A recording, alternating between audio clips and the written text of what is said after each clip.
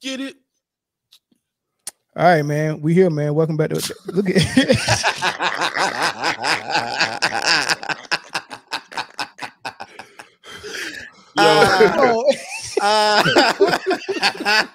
in the wrong business, fellas. Hey, fellas, we are in the wrong business. We all need to be fortune tellers. We all need to be tarot readers or something like that. Right when we went in there, Eric pop up. What's up, Eric? Sound check, man. Let me hear how you sound. What up? Yeah, he got his sound together. Let's get it. Yeah, Glow. Man. What's up, I wonder, do he got them shades on his head? Man, it's been hell trying to get to the house, man. Traffic is crazy right now. Nah, he don't know. He still don't know. Oh man! All right, man. This ought to be a good conversation, man. Welcome back to Man Down Sports, man. As you can see from the thumbnail, we're gonna start the conversation off with Kyrie Irving, man. After that left-handed shot that he hit against Denver a couple of days ago, maybe was it 3-4 days ago? 4 days. Everything done resurfaced. People has been talking about Kyrie Irving as one of the most skilled players for a long time, but it resurfaced just because of that shot, man, and people are talking about it again. So we go talk about it. We go discuss it. Hey, thanks, Liquid Swords. Appreciate it, man. But it's my thing. What I don't like about the conversation is people reduce Kyrie Irving to just a skilled ball handler. They be like, oh man, his ball handling about that. Like they act like that's all the skills that matter and all the skills that he got, man, which I disagree. So we're gonna get into it, man. But this episode is brought to you by Underdog Fantasy. Underdog Fantasy is the best place to play fantasy sports. I want to tell you about the easiest way to get in on some NBA action with Underdog Fantasy and their pick'em game. Just find your favorite player or any player for that matter, pick higher or lower on that player's stats, and you can win up to 20 times your money in one night. Pick between 2 or 5 players to fill your pick'em entry. Get every pick right, and you can net yourself some serious cash. Use the promo code ManDownSports, and you can get your deposit doubled up to $100. You got to check on the map to make sure your state is eligible to play Underdog Fantasy. But as soon as you do, and if your state is, go ahead and download Underdog Fantasy's app. Use the promo code ManDownSports, and you can, like I said, you can get that $100 match on your first deposit. And I would want to thank Underdog Fantasy for sponsoring Man Down Sports. All right, before we start, I want to say 2 things, y'all. Number one, every time I do a video or we do a video and it's dealing with LeBron James on the thumbnail and in the title, we get so many people who come in the comment section and be like, that's all y'all talk about is LeBron, pick another topic and all that stuff. And I'm like, oh, these people must really like basketball. So I want to see when we do a basketball topic that's not LeBron. I want to see the LeBron stands show up and be like, oh, it's basketball. Let's join in. But I don't see no LeBron stands. I don't see the ones that was here on the last topic, or the last show we did last week. Yeah. So they don't show up when it's not LeBron, but they keep asking for people to do something other than LeBron. They just don't want people to talk about LeBron unless they're saying the nut guzzling things that they like.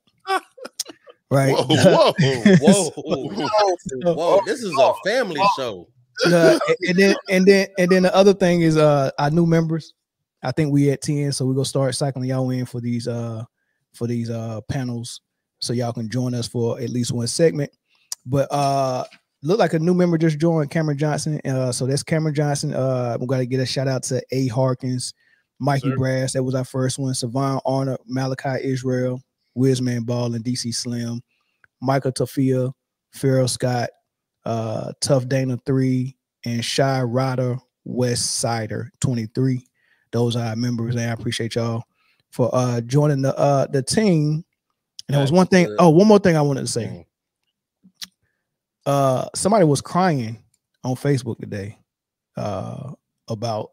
I mean, I don't know. He sounded like a LeBron stan, but his feelings was hurt.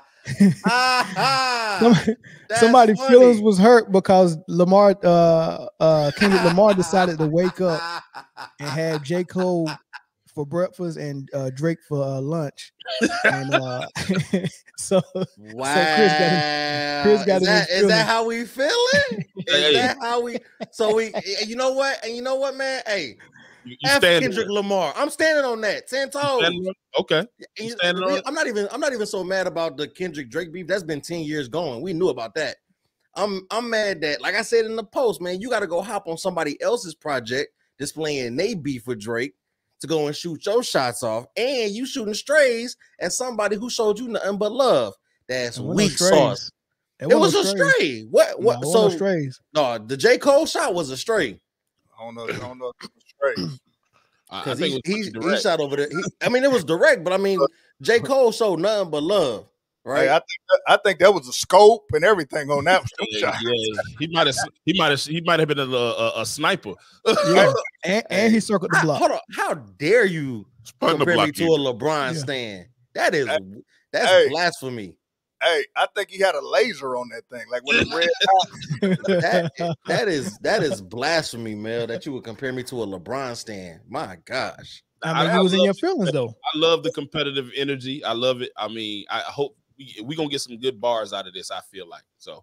I doubt it. Seriously, you don't think nobody gonna say nothing? Yeah, I don't. That's exactly what you think. Okay.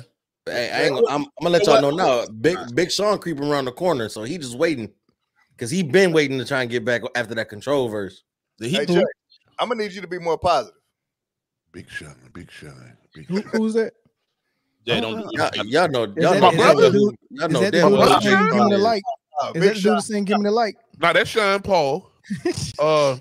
What about y'all are disrespectful? That is crazy. Everybody knew Big Sean, man. That Detroit cat. Nah, hey, but you know what? Hey, man, you know what? Boy, that guy. Yeah. Wow, is that the last thing you remember from Big Sean? Do you know that was like 12 years ago, bro? Yeah, that's also the last thing I remember from Big Sean. I was just about to say don't say what you about to say. Y'all sleep. Y'all really sleep, but that's all right. Y'all stay sleep. Yeah, we sleep. Shout out Big Sean. Shout out to Cameron Johnson with the $5 super chat. Y'all better than Mind the Game podcast, man. We're gonna talk about that at the end of the show. That's funny, man. Hey, my dog, Troy's dog training, man. Hey, we be missing your phone call-ins, man. You got to call in this show, Troy. Yeah, for sure. All right, man. Let's go ahead and get started. Call in when the number gets popped up. Yeah, when the number get popped up. Of course, I think you know though, but. All right, so let's go ahead and get started, man. Kyrie Irving, one of the most skilled guys that we've ever seen play. Definitely one of the most skilled guys in the league now. Whether you want to give him the credit or not. But how I want to start this out is Phil Handy. We know Phil Handy is like one of the great trainers. You know, trained Kobe, trained LeBron, trained Kobe, trained a lot of people, right? Mm-hmm. And he spent time with the Lakers with Kobe, and then he went over to Cleveland when they drafted Kyrie and spent time with Kyrie. And this is what he said about Kyrie Irving. It was slippery, you know, and rightfully so. He didn't know. He didn't know me. That's how young players are. Yeah, and B. Scott was a guy who just got fired, so he was angry. You know, here we come in. He's like, man, I don't know, yeah. I did one workout with Kyrie, and then he disappeared. Right, gave me some number that he never checked. So I got through this process. I was like, all right, look, I'm gonna have to reach this dude another way. I knew he respected Cole, and Cole really liked his game. And so I just hit Cole one day. I said, look, man, I need you to mentor this kid. Like, I really need you to go, and if you're okay with it, like, give him some energy. And he's like, bet, I got you. I like him. And I told Kai, I said, listen, we finally sat down and talked, and I had to fly to Miami to talk to this dude to, like, listen, man, I don't want nothing from you. I don't need nothing from you except for you to learn how to work. I want you to pick up the phone and call Kobe. He did, and they went off to the races. And it just, you saw a mind shift. That's dope. You saw a shift. Cole really, really took him in, and Kai, man, just bought into the work. And that changed his whole approach to the game, and just understand how to take care of his body, right? Off the court, being in the weight room, taking care of it so he doesn't be as injured as much. But then challenging him to understand what the work means for your game. And once he saw that, it was over.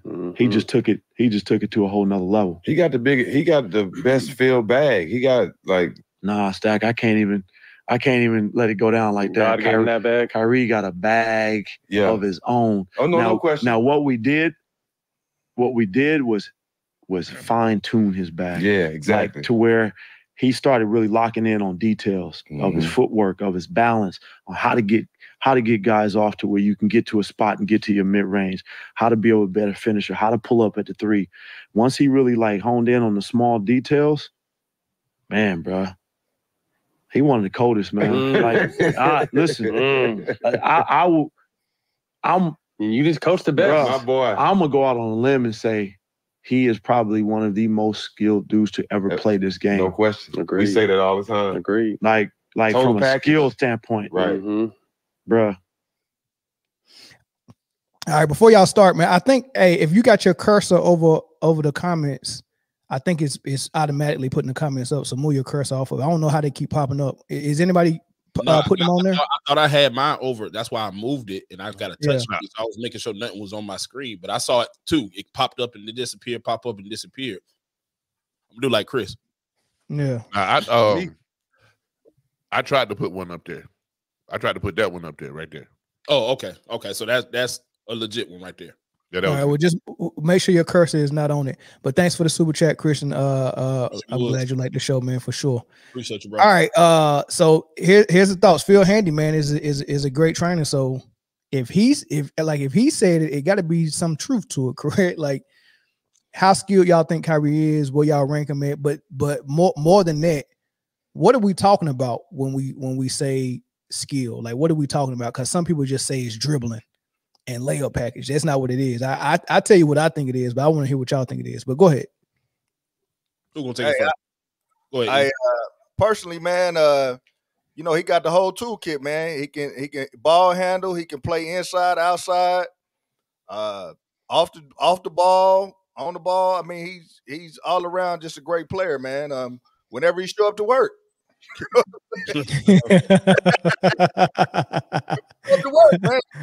put it for you now.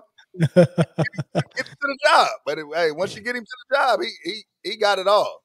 I think when you look at him, and if you don't know nothing about basketball, when you look at him, you get maybe mesmerized by the ball handling skills. But if you've ever really seen him play, he can really do it all. He really can play inside, outside, with the ball handling, shoot the three, go to the hole. I mean, he can do it all, man. So he definitely he might not have no weakness on offense. And that's exactly what I was about to say. That was my definition of skill. When you I haven't seen one. When you can't. Okay, when you have a player, when you watching film, the thing that people want to do, especially if they know you can have the ball in your hands, is find your weakness and try to make you go to that weakness and try to make you use that weakness. Like, for instance, bro ain't got no left hand. Send him left. You know what I'm saying? He can't shoot free throws. If he come down to the paint, foul him. Oh, let him shoot. Self-check out there. I ain't worried about you. You can't do none of that with this dude. You can't do any of that with Kyrie at all. Like, what are you gonna do? You gonna stop him from? He's a small guy, so you would think on the scouting report that you would say, hey man, let him get to the, send him to the bigs, let him, get to the paint, and then we surround him by big men, and he ain't gonna be able to finish. Not true, man. The man layup arsenal is rivaled by only Rod Strickland, who I think is his godfather.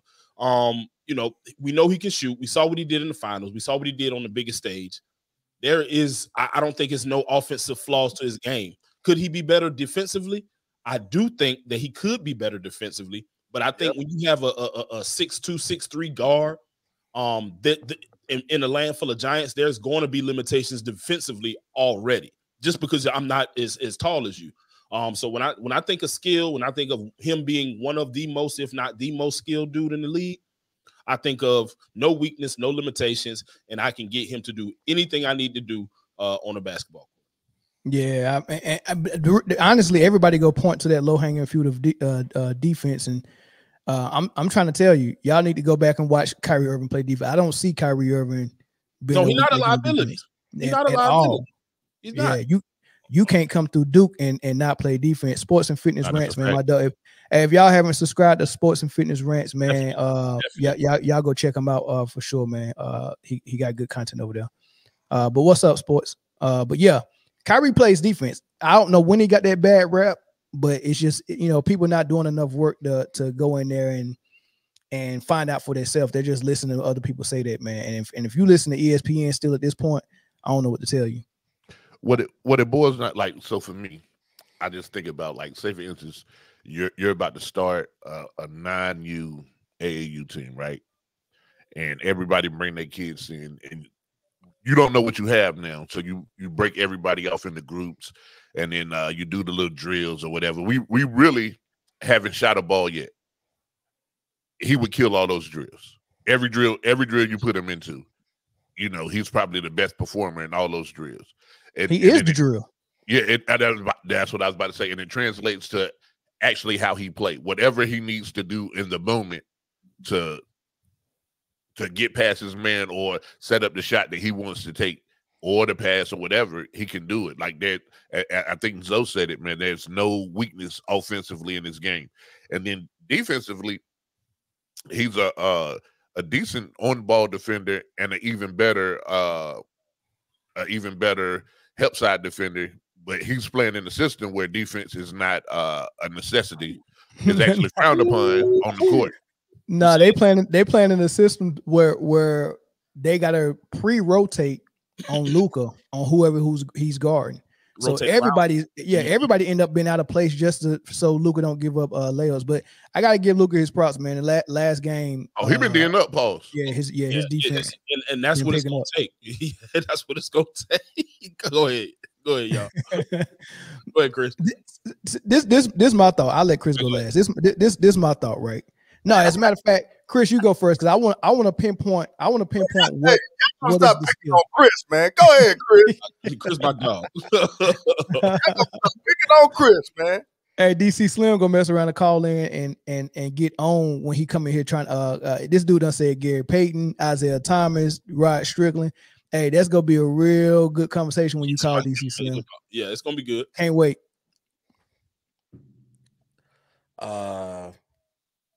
Not the most skilled player ever. No. Maybe the most skilled at his position. Probably that's a better chance of it being more fact than fiction for me.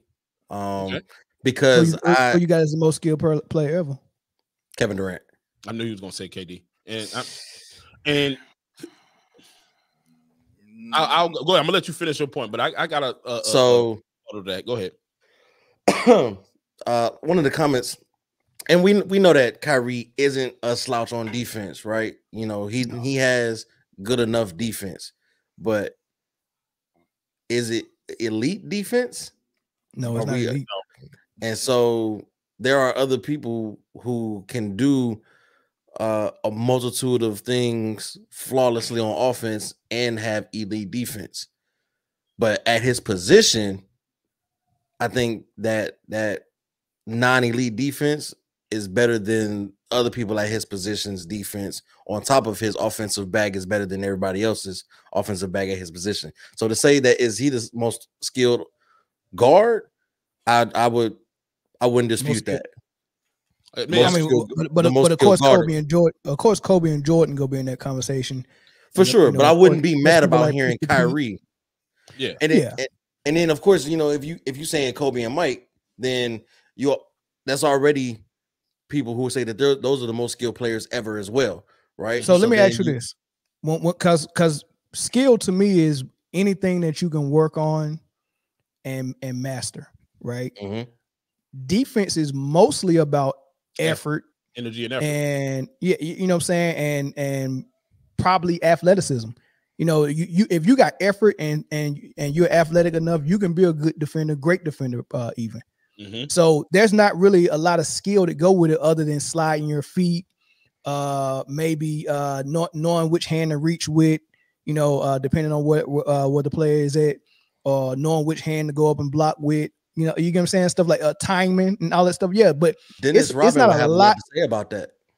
Yeah, but it's not a lot of skill that goes into defense. It's mostly effort. It's mostly effort. Now, offense, it's a Pandora's box, because on offense, you're talking about, like Eric said, you got a whole bag of what you can do with the ball. Then you got a whole bag of what you can do without the ball, off the ball, right? Then you got a whole bag of what you can do on the perimeter, a whole bag of what you can do in the paint, a hole bag, what you can do in the mid range, a hole bag, what you can do driving to the hole, a hole bag, what you can do on fast break, and it's endless. The possibilities are endless. What you can go with, and on offense, I think Kyrie Irving's probably mastered almost everything you can master on offense. Now on defense, yeah, it's players and guards that are a lot better defenders as him, and you can call that skill. But I think what people are really talking about is offensive skill. My thing is, go ahead. Oh, okay. My thing is, to Chris's point, I agree. I don't think that he is the most skilled, but to what you said, I do believe defense is there. There is more will than skill in defense. Like you have to have the will. But I also think that when you say yes, defense is a part of that. Are they as elite as Kyrie, the people who you would put in front of them at the skills he's elite at? As far as what it takes, I don't think so. I don't think they're as elite as Kyrie is when it comes to the offensive skill that he has. Yes, they may be more elite, so which may even it out. But I just don't. I think defense is starting to be a scapegoat for a dude that's not a bad defender, but he's just not the height and weight of Jordan or Kobe. Yeah, it's, and I'm glad you said it, because it's really gonna boil down to, and for most people who don't know how to be objective, it's really gonna boil down to who they like the best, and they'll find a reason not to give somebody like Kyrie that type of credit. They'll find a reason. I listened to Chris Broussard and Rob Parker, and they brought up Steph Curry. They brought up like all these other guards. I'm like, yeah, I put Kyrie up in the top tier, but I can't give him the number one or number two. But they put Steph Curry ahead of him. I was like, you got to be kidding, not Steph Curry, right? But Chris Broussard and them don't like Kyrie Irving, so they're gonna find little small things to nitpick at him to say why he can't be. Oh, Melvin, come on, man. Them people don't. It's real. They don't know no damn Kyrie to dislike him, man. You don't know the history then. You don't know the history. It's not really a conspiracy. We've seen it. It was on full display in Brooklyn. Right. All I'm saying is this: every journalist, bro, whatever the hot topic is, whatever sparks a conversation, a controversial conversation, they say whatever sparks a controversial conversation. Stephen A. has admitted that he has personal beef with Kyrie. Because he don't come to work. But hey, have you heard him in the last couple of weeks? He said, "Hey, Kyrie, all world, outstanding player." He says it all the time. But to get a controversy started, and Kyrie was in a controversy for a little bit, I wouldn't even call that a controversy. I think it was a public condemnation. They just wanted to make Kyrie look a certain way, honestly. And I think that's why people said, well, they must have a personal vendetta against this dude. And to the comment, I saw somebody say defense doesn't require, they were surprised. I didn't say defense didn't require skill, but when you talk about it, defense is more will than skill. I do think you need to be skilled to play defense. I think Dennis Rodman is one of the most skilled defenders. I think Tony Allen, when I think of skilled defenders, Gary Payton, I think of those dudes. But if none of those dudes had the energy and effort that they put forth, they wouldn't even be good defenders, regardless of the anticipation, the timing, the athleticism that they had. Here's the thing. You can be bad at defense and still play defense. If you're bad at offense, you're not going to score. You're not going to get assists. You're not going to do, you're literally going to be a liability on the offensive end. So I think that's what they were saying more. Like it really requires skill to play offense at a high level on the highest stage. I wouldn't even try to explain that, because nobody on here said defense didn't require skill. Nobody said it. Nobody said that. We specifically said it takes skill, but it takes more skill on offense, because you could actually have willpower. Yeah, but sometimes you gotta and that'll make you a good defender. Yeah, you got to draw a picture for the people who can't see words. Sometimes you got to do that, man. Call me Picasso. I'll draw the picture. Hey, so look, on offense, let's break it down on offense, because we can put the defense aside. I agree with everybody in the chat that's saying Kyrie Irving is not going to be up in the top for defensive skills. So when you and that's the same thing I've always said, when you start grading players and you have to grade offense and defense. It's funny how nobody does that until you're talking about Kyrie. but you have to grade offense and defense, right? That's a whole So, nother topic. so as a whole player, as far as skill, we'll take that off. Y'all got it. But for offense, who's more skilled than Kyrie? And then what is skill? And I started a little bit. Off the ball, Kyrie can still score at an A+ elite level. True. He can come off of screens and catch and shoot, right? He can stand in the corner and catch and shoot. So he can catch and shoot moving off a screen, off a fade, off a curl action, you all types of things. And he can stand in the corner and be a shooter like that as well, like a Kyle Korver. So he can do that. He can dribble full speed and pull up from three, right? He can dribble full speed and pull up from mid-range. He can post in the mid-range, low post, high post, right? His footwork is really good. He can score with a lot of dribbles, or he can score with minimal dribbles. Then when he got the ball, he can do all of that stuff with the ball. He can pass. He can pass in tight spaces. He can score in tight spaces. He got the floater game. He got the layup package, right? He's a 50-40-90 guy. So that means I shoot free throws well, I shoot from the field well, and I shoot from the three-point line well. He does all of that with and without the ball in the paint, mid-range, and three, and free throw, on the break, in the half court. What else is it to talk about? And you can take the socks and take you to the hole. Exactly. What else is it to talk about? Leave your socks in your shoes and take you all the way to the hole. This man said Kyrie got mediocre post work. Ha! Hey, man, I told you. I'm pretty sure if I wanted to scrub YouTube, I could probably make maybe about a 7-minute highlight reel of him just in the mid post.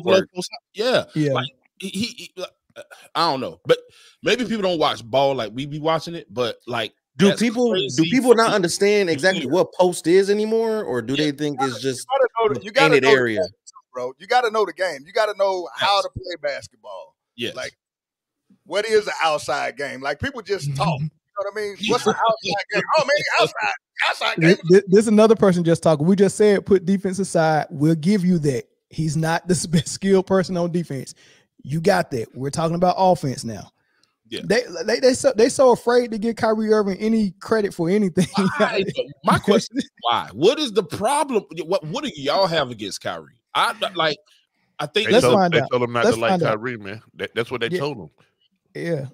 I guess that's all it takes, man. Somebody told him not to like him. You know, I can't say I don't like him. I can't say I don't like him. I don't know him, but as far as his talent in playing basketball, he can play basketball. Yeah, that's for sure. I don't know personally to like him or dislike him. But I think you should like him because LeBron would have 0 rings if he didn't have Kyrie. Boy, I think Kobe got everything because LeBron only got 1 ring. That man got 5. Stop. Look, LeBron only got 1 ring. Hold on, Chris.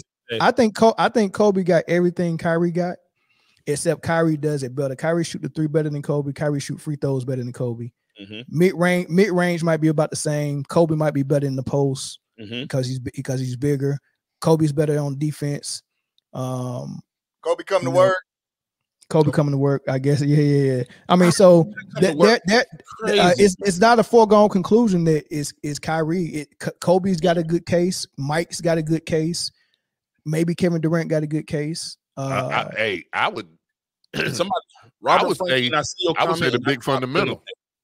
Robert Franklin, fundamental. Tim Duncan. I'm not putting it up there, but I see your comment and I'm not putting it up there.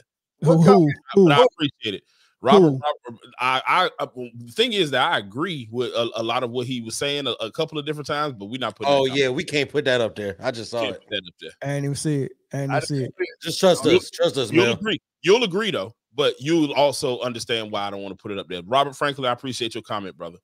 All right, caller from California. What's up? Hey, what's up, man? It's Troy.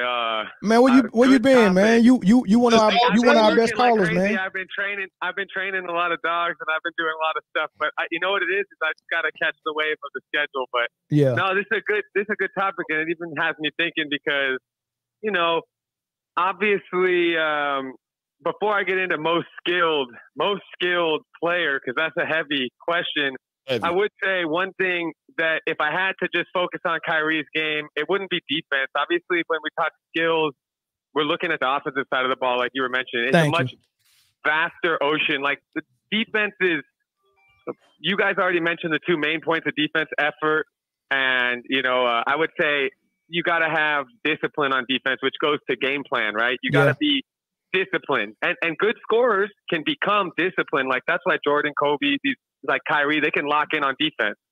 And for the LeBron lovers, even Steph locked in on defense the other night. Broke my heart. Beat the Lakers.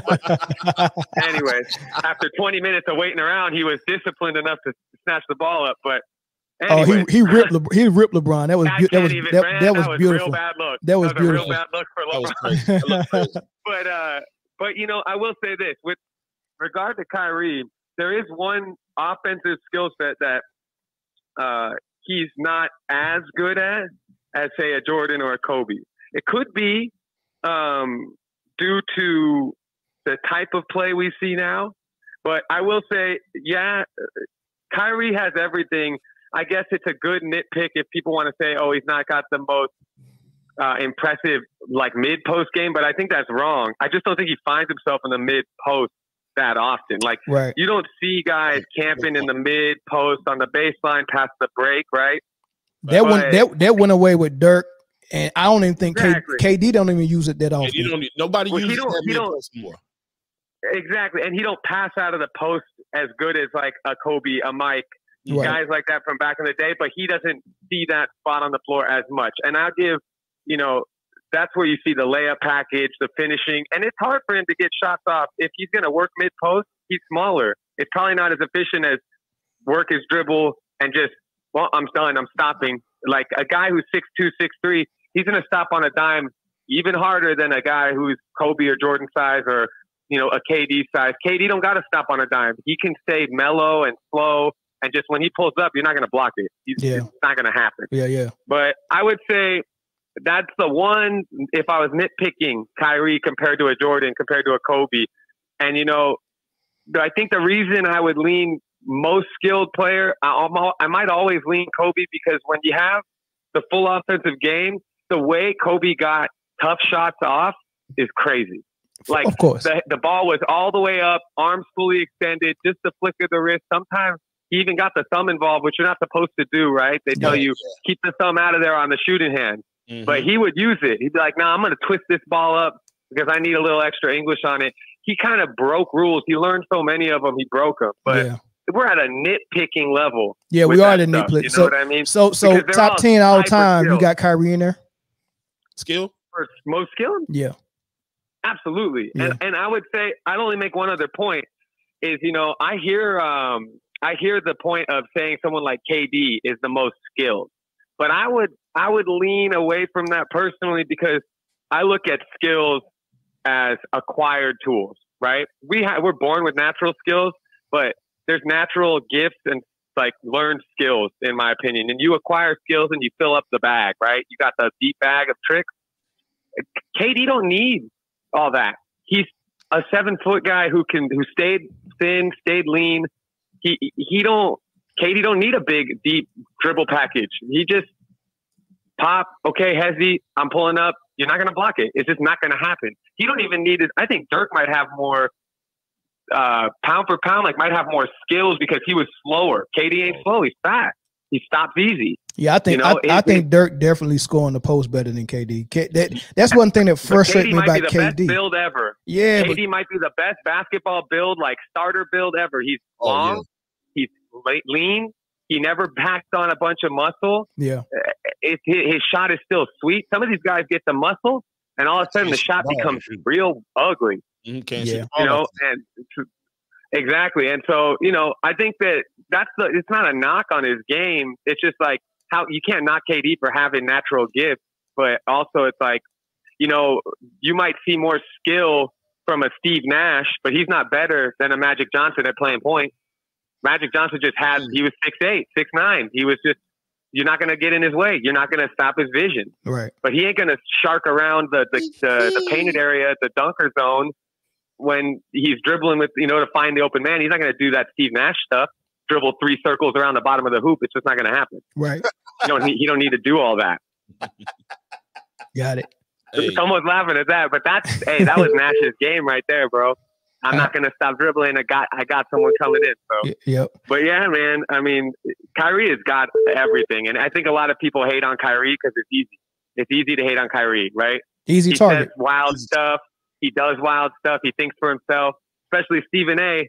Stephen A. just forgot how to stand on his own, stand 10 toes down on his own business. He wants to blame Kyrie for, by the way, standing up to everyone, and he got paid still.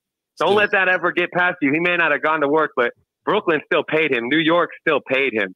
He had to get paid because he was right in all that stuff. They came back around. They said, hey, you know what? We got to pay these firefighters. We got to pay the players that we. That wasn't Kyrie's fault. Kyrie just said, you didn't tell me what to do. I'm a grown man. I'm going to do what I want. Yeah. So I don't knock him for that. I don't knock Kyrie for not going to work. They could have let him work. They didn't let him. They didn't want him to. He got to play in other cities, but he couldn't play in his own home city. Yeah. Figure that one out. Josiah fumbled the bag on that, Troy. But all right, thanks for the call, man. I'm gonna go to the next one. Man. Y'all be well. All right, God bless. No doubt. Yep. Troy, no ball. Facts. DC Slim. Hey, Jay, Zoe, Chris, Eric, somebody take this one because I don't even feel like messing with DC Slim. He about to come in here with a lot of riffraff. I got you. Hey man, I got, first of all, what it do to the chat and the best fucking show on YouTube. How we feeling, fellas? Slim, what up, man? What up? What up, Slim? Hey, look, man, check it out. I'm gonna tell y'all straight up. Put the politics aside. All right, I don't care how you feel about Kyrie political views, and if he your man and he cool, he ain't in the top 10. All right, I can't even put him in there. Here's more word salad for you. Skilled. Nobody has ever really put that in context. We just put it in context 10 minutes ago, DC Slim. We'll put it like this. Let me ask you a question. If it ain't never been put in context, how you got a top 10? How you know he's not in the top 10 if you ain't put it in context? First off, I thought you wasn't doing rankings no more, Slim. No, I ain't doing rankings, but that's once again, we can't just be slipping people up in the top because they can do a vicious crossover. You know what I'm saying? Yeah. See, I think this is more about Kyrie's crossover than his actual basketball skills, and I think it's more about his political views than his actual basketball skills. I'm just saying, separate the two. We gotta be fair on judgment. So when we sit here and watch him play and be like, man, I ain't seen nothing like this, you think that we thinking about COVID when we say he's the best? I think when you say that, you haven't. Now, this is not a knock to nobody. I don't think you watched all the basketball, because to say that Kyrie is better than somebody like Isaiah Thomas and Gary Payton is nuts. See, because if you can say, well, he's lacking defense, well, he can't be in the top 10. Slim, the top 10 can play defense. Yeah, question for you, Slim. Yeah. Can someone be more skilled than another player, but the other player still be a better player? No, because 2 is better than 1. Wait, let me ask you this: Is the gap between Gary Payton and Kyrie Irving offensively bigger or smaller than the gap between Payton and Kyrie Irving defensively? All right, it's a big gap. Pause. See, look, it's a big gap because Gary Payton, and you know how y'all was saying the post game, Gary Payton got a better post game. Gary Payton has shot several threes in his career, and he ain't held the follow through yet. He shoot a knuckle 3. Yeah, his 3 is like this. Shot. It's Fisher Price. Well, it's not shooting is a major problem basketball for Gary Payton. Like he got a Fisher Price. You can't just do what we. This is the problem with the league today. Can Gary Payton shoot better than Kyrie? Can Gary Payton shoot better than Kyrie? But no. Hold on, we playing skills. That's a different conversation, though, Slim. Hold up. Wait a minute. That's why I say we're moving the goalposts. Because skilled don't mean good. Skilled just mean this man can come down the court, cross you over, and do some behind the back pass. I disagree. That don't mean he good. I disagree. Now, I disagree. So look, when we say Kobe, and I know people don't want me to break that name up. The reason why I say he number 1, because I don't even notice that he got a crossover, but he's skilled. He like, okay, the MJ factor. I don't think MJ is like skilled. I think he's more athletic. His athleticism and his will to win is what makes him great. So skill is more like white chocolate from the Sacramento Kings long No, it's time ago. not. You know, you just No, it's not, DC Steve Sim. Nash. You would only be think skilled. you only thinking about dribbling. That's what I was about to say. It's and you, fancy Slim. stuff. You talking about fancy. We're not talking about the Globetrotters or and one. And We're not talking only about. that, listen. So if that's the case, how can you compare him to Isaiah and Peyton then? If you say by watching them play. Bro, DC, I love DC, what is listen. Kyrie's natural position? Because we talking like he's a point guard. Curry and Kyrie and Allison are two guards. They are just small two guards. See, we talking like he a point guard. He ain't no point guard. I think we just see what I mean? And I'm gonna be DC, real. DC, listen. Steph Curry is a more skilled player than Shaquille O'Neal. Shaquille O'Neal is a better player than Steph Curry. That's a factual. Okay, wait a minute. Here we go again. With the wordplay. So skilled and better. That's not even a fair competition, though. See, because if you're going to compare Kyrie to people, see, I don't even think you can compare him to Jordan and Kobe. It's got to be people on his stature, on his size. Okay, compare him to point guards. Compare him to point guards then. Who's the most skilled point guard you seen? I'm going to be honest. I love GP. He does not belong in this conversation. He doesn't. Okay, does Isaiah Thomas belong in that conversation? Yes. You can put Zeke in the conversation. Does Rod Strickland belong in that conversation? I'm about to kill y'all with these names. In the top 5 discussion, probably not. No. But he's highly skilled. Most Rod skilled. Strickland, Rod Strickland couldn't shoot as good as Kyrie. No.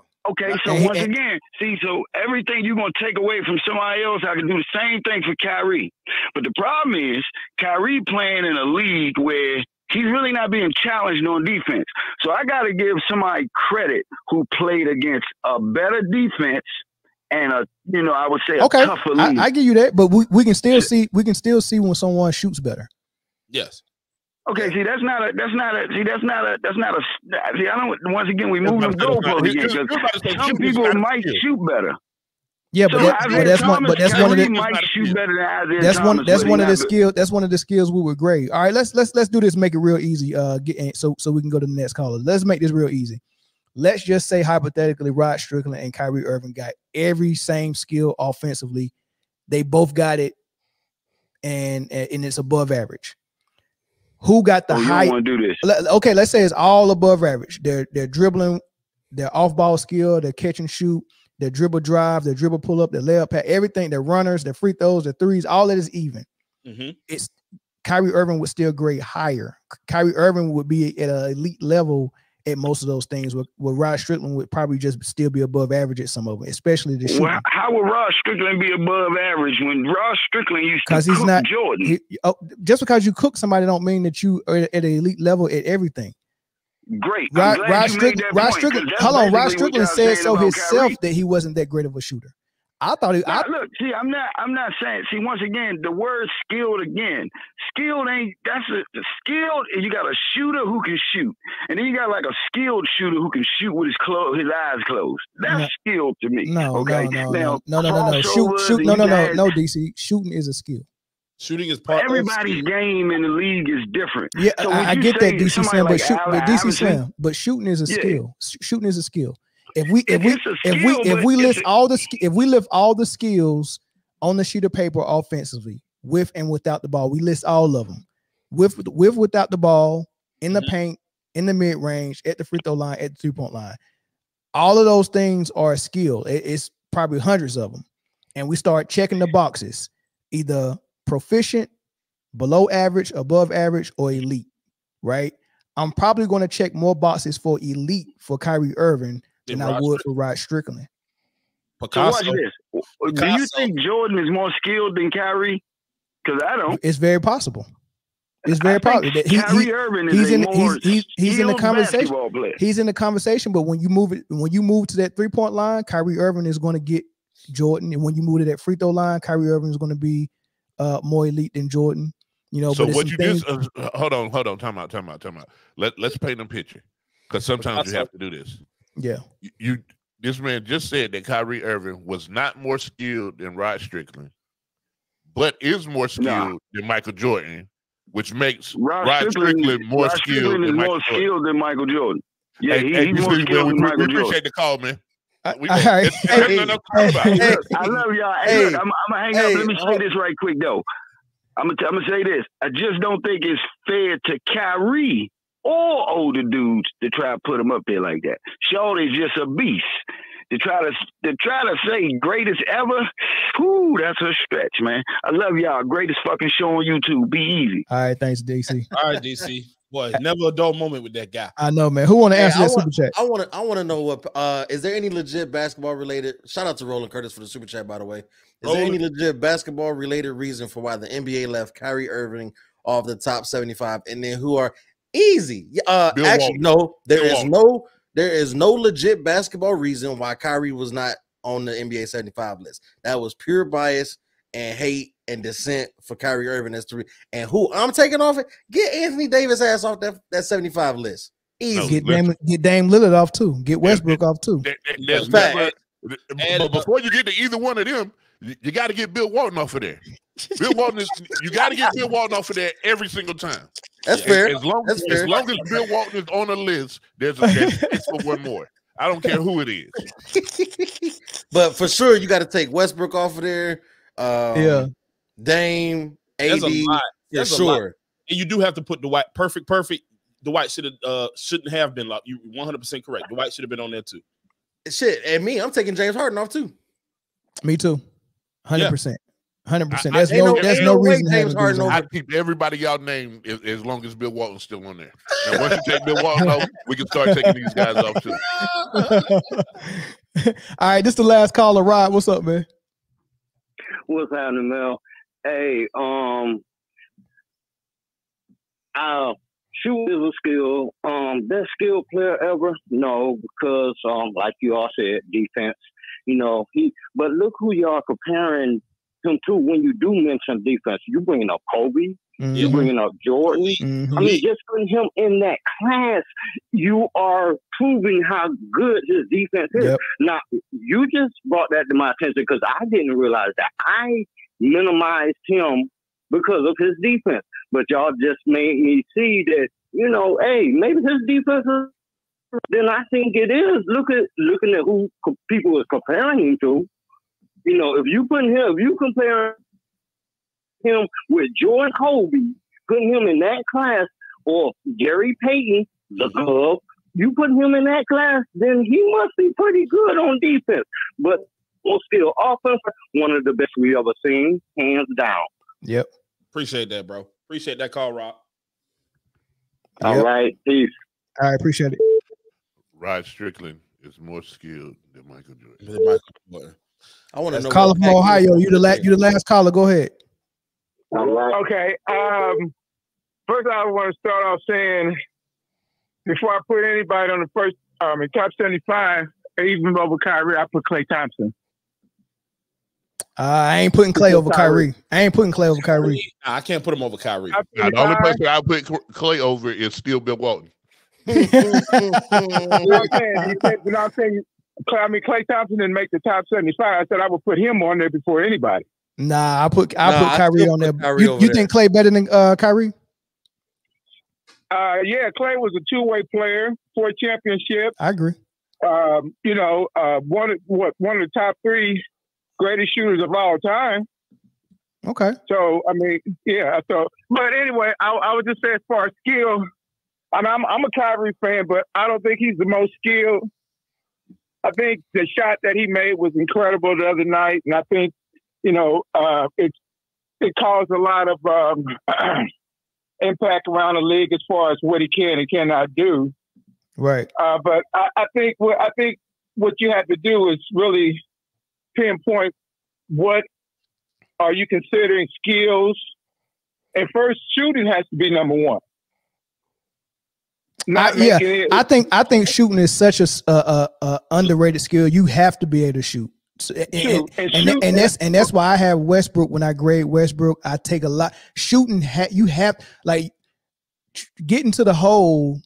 A lot of times it's predicated on you being able to shoot, because if they can come up on you and play you real aggressive and all that stuff, exactly. And they got to do that because they're afraid of your shooting, then you're going to have opportunities to get to the hole. You, in order to not have a jump shot and get to the hole on a consistent basis, you have to be 1% elite player as far as athleticism, and that's what LeBron, Giannis, and Westbrook were.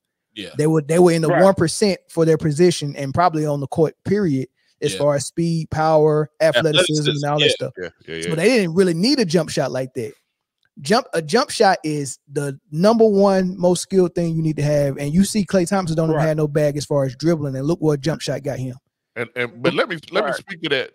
The Klay Thompson deserves to be in the top 75.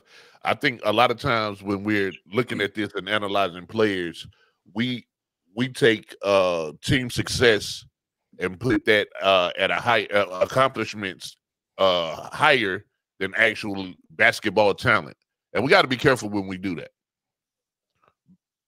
So you don't think Klay should be on the top 75? No. I mean, I'm pretty sure I can find more people to take out, but if it came down between Klay and Bill Walton, I'd take Klay every day. But, well, I mean, Bill had a nice earlier career, but of all the names that I heard that was the snub of that, Klay Thompson has been the most. I can't go with you there, but thanks for the call. I mean, you may not agree, but I'm saying when you listen to it and watch the media, and you don't have to go by what they say, but I'm saying of all the names you heard who got snubbed, his is number one. Yeah, I'm with you on that. But hey, let us move. I want to show one thing, man. So we go to the next thing. But thanks for the call. All right, enjoy you guys, man. Keep it up. All right, thank you. Appreciate you, bro. Real quick, super check. Wizman Ballin says definition of skill: an ability to do an activity or job well, especially because you have practiced it. Kyrie, not LeBron. LOL. Shout out, shout out Wizman Ballin, one of our faithful members. All right, let me hide that super chat. All right, so look, I don't know if y'all remember this. Oh, my bad. Man, that was me. That was me. Man, I want y'all to go look at this masterclass Kyrie put on James Harden, who was a great offensive player. He also put on a masterclass like this in the finals against Steph Curry. You have to watch this dude. Look at him in the mid post with James Harden, a bigger player. Beat him to the spot. Boom. Right. Absorb the contact. Quick hands. Hear him on the wing. Boom. Fight through the screen. Joel screen. Gets Contest. Back around. Contest. Boom. That's effort. And fair use, because I'm using this from somebody else's YouTube channel. Look at him on him like white on rice. Navigating. He's not switching. Screen. He's not switching. He's not switching. He's staying on his man. Boom. Quick hands. Again. Clean steal. That's great. That's good defense. Yeah, look, I pick him up again. Mind you, this was the first game they played after James Harden got traded from Brooklyn. I think he finished with probably like 16 points that game. And you know he wanted to show out. Oh, yeah. Fair use, man. Heat check, don't strike our channel, man. Shout out Heat check, but yeah, fair use. Switched on them. Here's again. Boom. Navigating the screen. Oh, that's the same play. That's the same play. Look at the score. Look at the score. Jeez. Shoot. Now you will. Yeah. Let me get this off the screen. Shout out. But nah, man. Hold on. Here you go. One more. Heat check, man. Fair use. I keep saying fair use. Yeah, we got to keep. Look at that. Look at that. Off the ball. Look at that. Ball defense. Anticipation. Man, he was in James Harden head that day. He was in his pockets too. Yeah, he was. You got to get in his head before you get in his bed. Wait, what? Pause. Come on, man. Like, why would you even say what? He thought that shit right. What, man? You're gonna get us a Diddy charge out this month. Yeah, no Diddy. No Diddy. No doubt. Hey, that's what Glorilla said on her song, man. Shout out Big Glow. Yeah, Glow. Glow said that, man. Shout out to Glow. Yeah. Gloria, hallelujah, bro. Shout out to Glow. Yeah, and yeah, for sure, he did give Steph Curry the work. Boy, Steph Curry, I know he glad he broke his kneecap. I know he glad, man, because he was killing him, man. But hey, It is what it is, man. People think he don't play defense. Hey, man, I feel sorry for your loss for listening to the ESPN, man, because, man, y'all got to watch it. Y'all got to pay attention. Eye test is more important. Don't let them get in your head. And I ain't going to say that the other part Mel said. All right, let's get into the Eastern Conference playoffs picture. We want to talk about Glen the consultant, man, because it looked like they kind of turned it around. So we'll get to that. I kind of want to talk about Orlando a little bit too with Banchero. Yeah. We got to talk about Orlando. The top of the East is Boston, man. Is anybody can beat Boston? I don't know. Anybody in the East can beat them? When the playoffs come, absolutely, but regular season, nope. Hey, God, they got to show me. They got to show me. All right, well, listen to this. There was a time, Brian, I think particularly on paper, you looked at the Milwaukee Bucks and the Boston Celtics as really a two-team race in the Eastern Conference Finals. Now that we are just mere weeks away from the playoffs beginning, do you still have that same feeling, that same conviction? No, we still have so much uncertainty about so much health with some of their competition. Joel Embiid, can he come back? How will he look if he can come back? Will they be able to avoid the play-in tournament? I mentioned Donovan Mitchell. The New York Knicks are getting healthier, but now we have OG Anunoby re-sidelined. Still don't know about Julius Randle. You know, to beat the Celtics, you got to be at the top of your game. And when they played the Bucks 2 years ago, Giannis ran out of gas. Middleton did miss that series. It was a grueling 7-game series, and by Game 7 in Boston, he just didn't have enough. If you're going to beat this team, especially without home court advantage, you got to have all of your players performing at a high level. Yeah, and you can make the same case for the Celtics when they made to the NBA Finals versus the Warriors. They ran out of gas in some ways. And Perk, I know you mentioned the front court, but I do think to challenge that, look at the perimeter, the backcourt for the Celtics. If you're going to talk about the defense that is stalwart for the Bucks, having prior, potential defensive player of the year candidates, look at the defensive backcourt that they could have between Derek White, Drew Holiday, who was integral in that Bucks championship. So, I do think it balances out in some ways more so in the Celtics' favor. And I'm glad you brought that up because they are favored. The Celtics are. And by the way, if they don't win the championship, it's a complete failure. Right, you think about what Brad Stevens and Whit Grossbeck has did for us, adding pieces around Jason Tatum and Jaylen Brown. Every offseason, they have been aggressive, making sure they get the pieces around them. And like we heard Jason Tatum and Jaylen Brown both say, this has been the best team that they've been a part of. So they have zero excuses. I think Brad Stevens is a front runner for example. All right, man. So do y'all believe them or what Kevin Perkins said? If the Celtics don't win a championship this year, it's a complete failure. And then who should the Celtics be afraid of at the bottom? Like, who should they be afraid to pay in the East? First of all, let's talk about what Troy said about Brian. Because that's a why. Hey, Troy. Troy, you wow. And you know what the first thing that came to mind was the milk bags that they use on the mess decks? Yeah. He's like, when you say a bag of spoiled milk, I'm thinking CS is bringing it first of all, the milk on the ship don't spoil. Yeah, that's a whole nother problem. Yeah. If y'all been to prison or military, you know the milk don't spoil. We be having that milk. I don't know what that milk be at, but second of all, that milk don't turn white. It ain't never white. It's always off white. Off white. Off white. Who gonna go first? Who gonna take it? I'll go. I don't think that it's a failure. I think that JT and Jaylen Brown are still young. It's also another first-year head coach. No, Joe Mazzulla's. Oh, is it his second? It is his second. I'm sorry, second year. Second year head coach, but that's still. It's he's still. I mean, his first full year because he came in. He came in when Udoka got fired, like right before training camp. Yeah. So to call it a complete failure, I don't think so. I think this team is still on track. Maybe, but we also got to see how it is with KP in the playoffs. They didn't have KP when they went in the finals against Golden State. They didn't have KP last year. So. It's all about seeing what you can add and what works with it. But as far as can anybody beat them in the East? I think probably a healthy Knicks squad would be a problem. But I can't sleep on Orlando either, man. I think nobody's really overlooking. Everybody's overlooking Orlando, and I think that's the most dangerous thing you can do in the playoffs. Is overlooking. They don't understand that flip that happens when the NBA is calling the game different.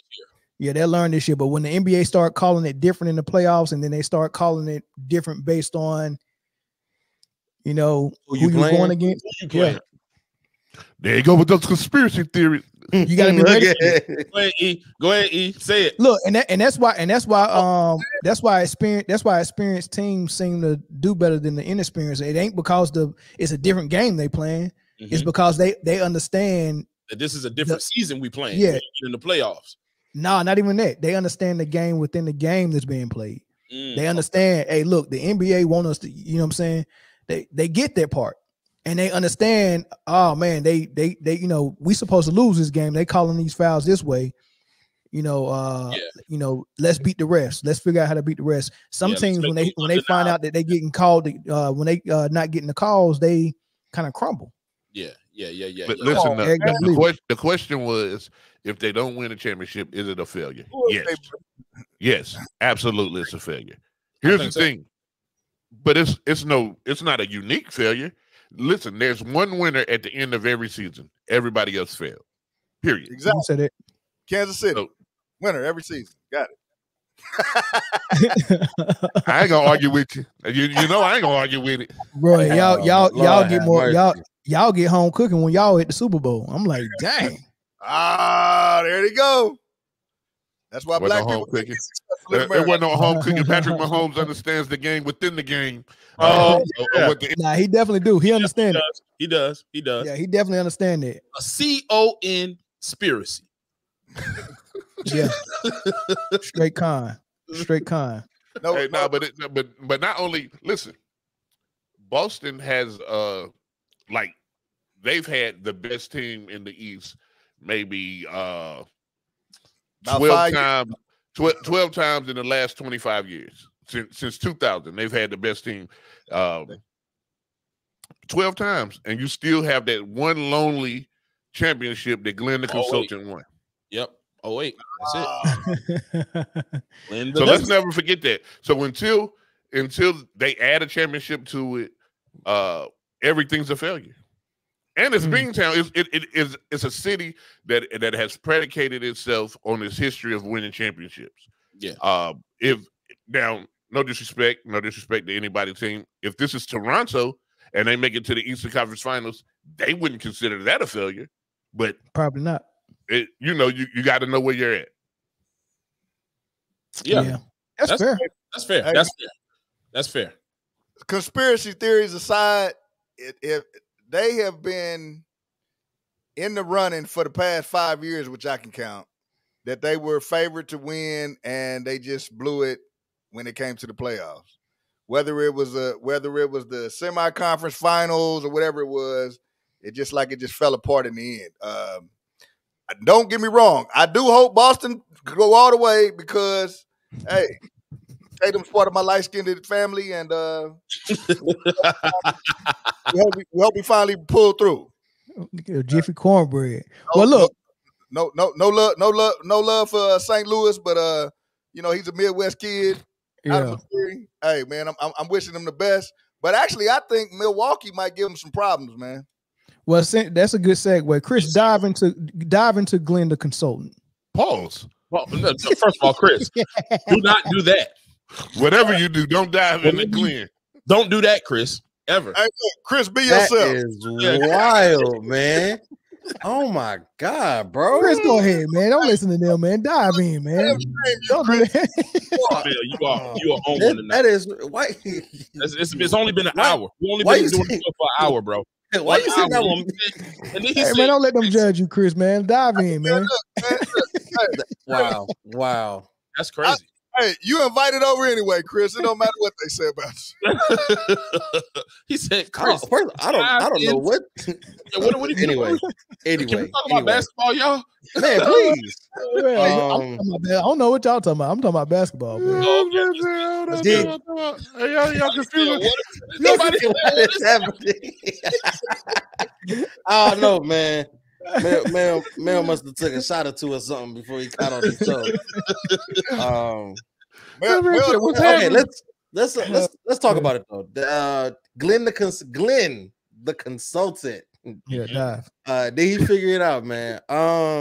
The hairline practitioner. Oh yeah, he's definitely that. Definitely. Hey, E, that's it right there. Hairline. Glen the consultant is the only man I know that use Bosley and Just For Me at the same time. Terrible. How That man got a skin fade, bro. That thing is a real skin fade. It's a real skin fade. This man said Bosley instead of Bosley. We're not letting that go. Nah, we're not letting that slide. He need to go ahead and y'all know what I mean. Talk to Tory Lane's hair doctor and get his number. Yeah, that's it. Yeah, Tory Lane's. Tory Lane's got hair now. Yeah. His daddy got that ball spot with the lineup. I mean, the ball here with the lineup. Nah, his daddy got the same barber as Glen the consultant. Real quick though, still with the super chat. Why the 80s, 90s? Appreciate the super chat, by the way. Why the 80s, 90s, and 2000s to an extent didn't have the play in until LeBron's tenure in the league? That's a daggone good question. That's a good question. That's one we had to the evolution of basketball is 2 extra games that gives the NBA more revenue. Let's go with that. Let's go with that. I mean, if that's the answer that you want to, like I said, that's something we'd have to unpack another time. We're not gonna do it tonight. Seeing some of the Bucks, they're trending upward. They're like 13 and something over the last 20 since the All-Star break. So that number would be 7 if you're trying to get 20. Yeah, no, something like that. Yeah. I don't think it's I think they're doing a little bit better than that. Yeah. Go ahead. I'll look it up for you. Go ahead. So I think it's fair to say that they might be doing better than what it was when he first came in, took over the head coaching job from Adrian Griffin. But I think it's too early to judge it as success. It's just like for me, I believe that there are pockets that you can hit of just good basketball, right? Pause. Well, that is that okay. Front pockets or back pockets? Listen. It's not a pause. That's not a pause, right? But we got to look at the whole spectrum of how we even got here. From you, from diving into Glen, the consultant, to that's all Mel fault, man. That's all Mel fault. Listen. It's the So leader. there's diving in the pockets. It's just weird leading up to it. But go ahead. Yeah. So and also you also got to look at the strength of schedule post All-Star break. That plays a huge part, right? So like off the top of my head, I know that the Suns had the hardest schedule remaining after the All-Star break, right? So I need to see, just exactly what Milwaukee's schedule was post All-Star. Yeah, strength of schedule post All-Star break, because that also can play a part into now you're just running into teams that you're supposed to beat on a regular basis, right? So that could also it's hard to say if they figured it out. If the formula they was playing a lot of these games without Giannis though. Do you think playing the way they played with just Dame, was a better formula for them or what? I think it's different. Nobody has a game plan for it because everybody's game plan is mostly for Giannis, right? Like we were talking about before, when nobody plans for Jaylen Brown. So if Dame is not the number 1 guy anymore, you still got to plan for the shot, the 3-point capability, right? But you don't. That's not your forefront game plan when Giannis is still on the team. So if Giannis is not playing, you like, oh well, how do we throw these looks at? We were planning for Giannis. You know what I'm saying? I don't know if it got anything to do with the opponent. I think it's all right. So put it this way: when they beat Phoenix without Giannis, and they couldn't get out on I was about to say Clinton Portis, but they couldn't get out on Bobby Portis. He was shooting the lights out, right? Yeah, shooting the lights out. They wouldn't have. He would have been on the bench if Giannis was out there, so they would have lost that element. And only thing they would have had to guard is what Giannis does to get his points is the same thing that Mike Evans does. Is just run full speed.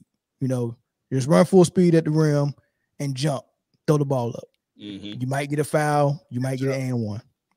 That's all Giannis do. So I don't think it was the game plan. I think it was the fact that playing with Lopez and Portis, those 3-point shooters, and then now you got Dame Lillard, and whatever they threw out there was more of a problem for Phoenix than it would have been to try to guard Giannis running full speed at the rim. Yeah, because if you just put some players in the paint, then it's a deterrent at least, and you would much rather have Giannis shooting those jump shots over Brook Lopez and Bobby Portis if you Phoenix. So I do think that had a lot to do with it. I always thought that this combination of Dame and Giannis would have definitely been difficult because of the fact of how Giannis plays offensively. Defensively it's fine because what Dame lacks, Giannis, he's capable of making up a lot for it. Yeah, making up a lot on the defensive side of the ball. But when Giannis has the ball in his hands, Dame is relegated to just a spot up shooter, which he can do. Not as good though. And we found that out this year because I was like, man, I think he can spot up shoot because I've seen him do it, but I haven't seen him do it consistently. Right, and that's what that goes back to that skill thing. I think Kyrie could be y'all missing the point. Kyrie didn't have a problem letting Harden get the point guard. I've sat here and I've said nothing. Y'all are missing the point. What point we missing? Talk to us. Y'all are missing the point. Is this a success so far in Milwaukee? Listen, remember, there's only one real successful team, and that's the champion. One. But on the Glen the consultant scale, if he gets a team to the playoffs, he's an all-world coach, top 15 coaches of all time. Listen, they're gonna make the playoffs in the East. It's a success for what on the Glen scale, which is a different scale altogether. It's an easy success because they're gonna say, they're gonna forget that they was in third place when he took over. Milwaukee was a ship without a sail, and Doc came in and all that kind of crap. Have they found the formula to win? Because remember, they were struggling at first, and now they've seen a little bit of success after the All-Star break. Yeah, the formula is to play teams that you're better than you'll win. They beat Phoenix though. They beat Phoenix. Doc Rivers came in and gave everyone hairlines, and it was. I think because I want to say either last night or the night before last, they just had a game against Brooklyn. They were up by. I think it got to 20 plus, maybe what they were up on Brooklyn by. And then Brooklyn cut it to like, I think as close as 2 points, right? Defensively, they still might be a problem. They still might have issues on defense because blowing a 20-point lead, although we've seen a lot more lately, no lead is safe in this league now. But Milwaukee has been a defensive liable team all season. Yeah, right? And what is Glen the Consultant's call to fame whenever you get in the playoffs? 3-1 leads. So if you can't come on, man. If you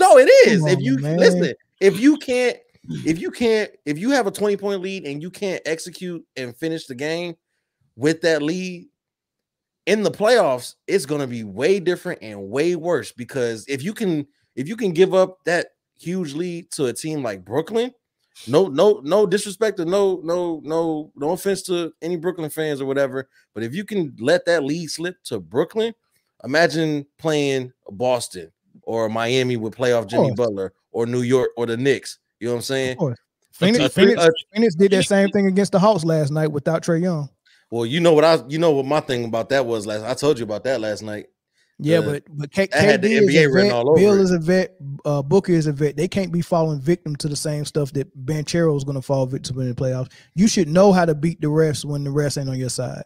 They keep falling victim. And the hot shooting is what kept the referees away from that. But the calls were bad, Mel. It was terrible. And Milwaukee has maybe 12 games, I think, left. 12 games left. They got 12 games left. You're not going to find an all-world defense in 12 games. So they're going to be going into the playoffs with everybody knowing that they are defensive liabilities. What seed? I think right now they moved up to second. Yeah, they second seed. Are they second or third?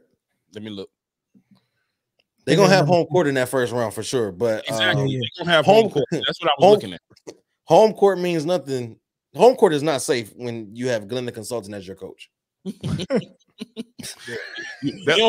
He don't trust Glen. So right now, real quick. I don't either. If you had to say right now, who would go further in the playoffs in the East? Is it Boston or Milwaukee? Boston. I'm gonna say Boston. I'm taking Milwaukee. If Milwaukee's not careful, they're gonna be 1, 2, 3 Cancun in the first round. Because all I'm gonna say is if they just set considering the rankings hold and the actual AFC is what the AFC is now, and so and the 7th seed, they would play the Heat in the first round, and that's not a team I want to play in the playoffs with Jimmy Butler. Jimmy done got him out of there twice already. He done got him out of there twice already, and we talked about Will. He's one of those Will players. Like he is not elite. He's one of the exceptions to the rule because I don't think he's super duper elite at any particular one skill. But he's a grit player. He's a dog, man. He a dog, and so when you got dogs and you understand how to play that 16-game season, which is the playoffs, rather than that 82, it's gonna have a lot of give a lot of issues to teams who've been susceptible to giving up 3-1 leads and all type of stuff like that, like Glen. That man stood up and load managed at the same time all season. I don't understand how he does it. He do. Hey, look, and don't nobody build a wall for Giannis more better than Miami do. Facts. And don't nobody agitate Embiid better than Boston does. So them two dudes, man, they ain't never say as long as Boston got their number. Giannis need a jump shot and freaking Embiid need to, I don't know, man. Like, but adding a lights out shooter like Dame, that could probably change the complexion of what Miami and try to wall up. It could. Yeah. You're gonna have to take over. Keep that wall up. It's name time. Keep that wall where it's at. Yeah, that's a good point. I can tell you right now. I can tell you right now, though, they're gonna put Jimmy on Dame, and it's gonna be a whole lot harder for him to get those threes off. If you put Jimmy on Dame, then your wall is not effective anymore. I don't know. Why not? Because when you look at the lineup that Bam is still there, but outside of Bam, that's It's the spacing. It's the space in there. It's not enough space. Yeah, it's not a wall anymore. There's holes in it. Yeah. Pause, just in case. Yeah. That's a good point, man. That's a good point. Anything else on the East, man? Banchero and Orlando, I'm impressed by them. Like, he ain't got another superstar to helping him out, man. He just got some role players and him. Really good role players, and he is, I think he's starting to look like that certified number one. Man, he looking like he looking like he can be number one anywhere. Yeah, that for he real. He looking like a young Melo for real. Yeah, he's definitely he's especially because that's the division that the Hawks is in. He's going to be a problem for a long time. So he's David Ruffin and everybody else is the Temptations. Pretty much. No. He's Usher and everybody else is the backup dancers. They're not even in the group. They're not even in the group. The crazy thing is he's playing so well, and they don't talk about him at all. They don't even talk about Orlando. They don't talk about him at all, man. They talk about Luka a lot when he was that young playing well, not even in the playoffs or the 4th seed. You know what I mean? And they don't talk about Edwards enough. They don't even talk about Tatum no more. How can you not talk about Michael Jeffrey Jordan Jr.? How can you do that?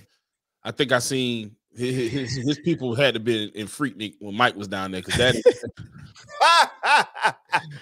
he do look like him, man, but his build is so different than young Jordan. True. Young Jordan was wiry. Jordan was more wiry and is definitely he's built for it tough. Pause just in case. But hey, listen, he definitely needs more attention, bro. Like the dunk did it. The dunk when he put John Collins in one of the worst posters I've seen this year. It definitely got the headlines. That was not a dunk. Still not a dunk. Wasn't a dunk. It definitely a throw in. But the fact that he was high enough, the fact that he was high enough, it was a throw in. But the fact that he was high enough to throw it down into the basket. But Ant-Man, I blame Dwight Howard and Carmelo Anthony for them start for them throw-ins. For them throw-ins, yeah. And well, look, it's different. It was another dunk that night too from Atlanta, Jalen Johnson. I ain't know that dude was. He caught a body by the name of Austin Reeves. Yeah, they call it protein goggles. Yes, definitely gave him protein goggles. Testicles. Oh wow! Wait a minute. Definitely. He had. Yes, he did. He definitely did. Not a term I've heard before. Not a term I heard before, but definitely it works. It works.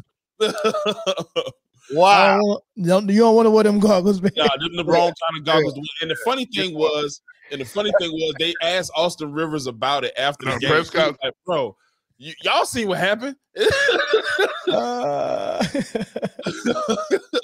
Y'all gonna get off the Lakers though. So my bad. I see. Yeah, my bad. Troy said the same thing. How dare y'all? Yeah, Austin Rivers. Y'all gonna get off the Lakers though. We gonna be off the Lakers real soon.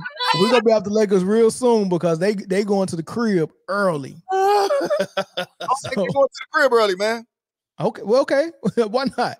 They in the play-in. Western Conference Finals. Oh, Eric, come on. We know you're a fan. Hey, hold on. Ain't this what we said last year? I don't remember what we said last year. What we said last year? Melvin, how you gonna have selective memory? Melvin was saying the same song last year. Same song. You know what, Mel? I'm gonna pump my brakes. You right, E, because we all know. Same. Hey, can you bring us some old clip from last year?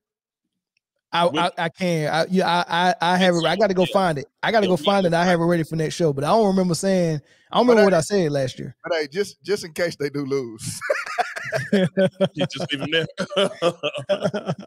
I'm going for Boston to take it all, man. I hope they come out the East and just take it all, brother. I really hold on. I've never heard a Laker fan say I'm pulling for Boston to take it off. Oh. Yeah. I mean, ain't Jason Tatum from Missouri? Yeah, he's from Missouri. That's all right. Show me. He's gonna have to show me. I'm not a believer yet because they get there and they fall apart like a Chinese motorcycle. They gonna have to show me. Who can they beat? Who can they beat on the West? Can they beat Denver? Wait, hold on, Mel. How they fall apart? I can't say that again. What did he say? What did he say? What did he say? They fell apart like what? Like what? Asian made motorcycle. Oh, that's why we ain't gonna make it. Yeah. That's why we ain't gonna make it. I'm not saying that again. Can they beat Denver though? Can they beat Denver? Do you have faith in the Celtics beating Denver if they meet them in the finals? I think only Milwaukee can beat Denver out of the East. You think so? Yeah, I don't think nobody else on the East can beat Denver. I think a year away and a healthy Knicks squad could give them problems. Healthy Knicks and Tom Thibodeau don't mix because he's gonna play them boys 50 minutes in a 48 minute game. That's true. You see how they playing? He playing Josh Hart. Josh Hart playing power forward, center.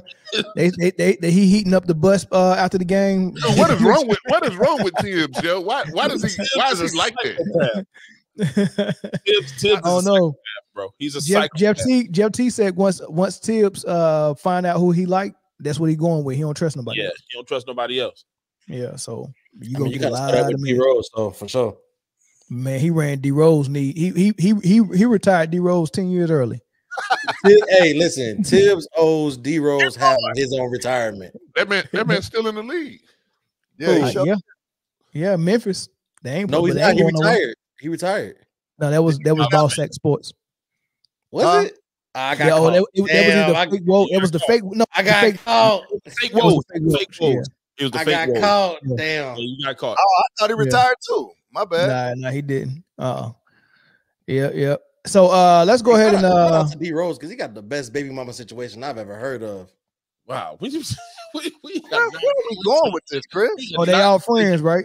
Yeah, they all cool. They all friends. They watch each other's kids, and they both cold. Listen, look at this. I'm really reading the title to this clickbait, dude. We 3 topics in, big dog. Rewind the live, Forever Young Stars, CJ with a bone. Lord have mercy, man. Golly.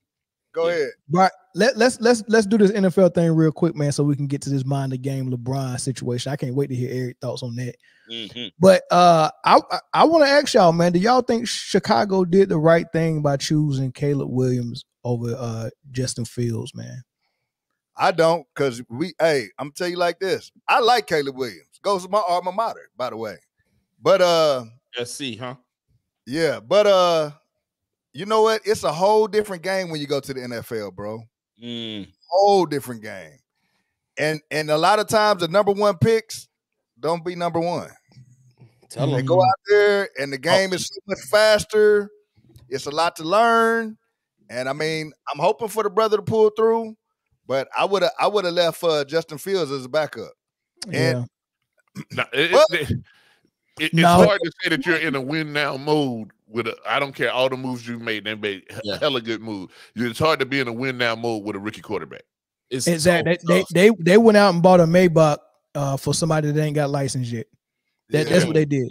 Facts. Hey, you know what though? It worked out good for Justin Fields because he get to sit behind Russell Wilson for a year and then learn the game. And learn he might not be sitting behind him though. He is now the future of Pittsburgh football. Understand that. Understand that. That's the best situation he could have went to. That was the best for a year. Hey, Pittsburgh pulled a fleece for real. That's a fleece. They did. They got the steal. And Chicago played stupid. Like they just stupid. Yeah, like, I was talking to Mel earlier about this. Like it's a win-win in Pittsburgh. You get a quarterback still on a rookie contract, cheap. You get a quarterback on a vet minimum, cheap. Like it's and then you either I told him pick whoever wants the payday. Somebody's gonna perform. You know what I'm saying? Hey, improve the offensive line. You gotta squad. But Chicago definitely mismanaged that Justin Fields situation. They always. My God. It wasn't even really. It wasn't mismanagement as much as everybody was like, "Yo, we calling your bluff." Their asking price was probably crazy, and they was like, "Man, we'll go get whoever else is out there." And that's exactly what they did. It was. I think it was a whole lot of collusion, more so than Chicago mismanaging it. Somebody said, "Kill man, y'all." This is what I would have did. This is what I would have did. I know they got 2 receivers. I know they got 2, but one of them is at the end of his career. And they got Swift. DJ Moore is at the middle of his career. They did go get Swift. I don't know what the O-line situation looked like. I don't know what they need on the defense. But looking at that draft, I would have stayed with Fields. I would have either traded back with that number 1 pick and got multiple picks. Definitely. And I would have went and got Marvin Harris Jr. and something else I needed in the first round. O-line pieces. Because that O-line exactly. That's what I would have did. O-line. Because the defense is coming along. They did some things in free agency. The defense is coming along. They re-signed that star corner. What is his name? Jalen Johnson, I want to say. They re-signed him to a 4-year deal. So they locked up their number 1 corner.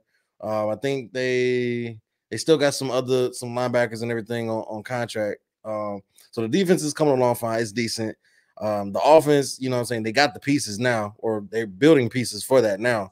Yeah, but at the end of the day, man, you were supposed to have been doing this for Justin Fields. Exactly. That's the problem. How do you build the team that he needed?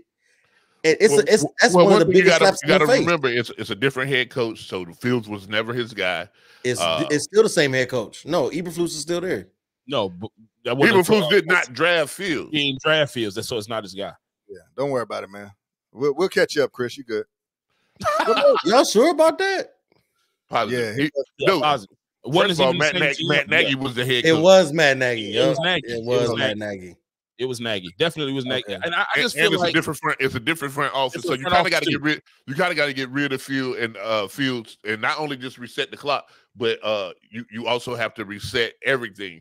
You got a new tandem coming in, a new front office or whatever. Even though you're giving, and Eberflus is literally on a 1-year deal.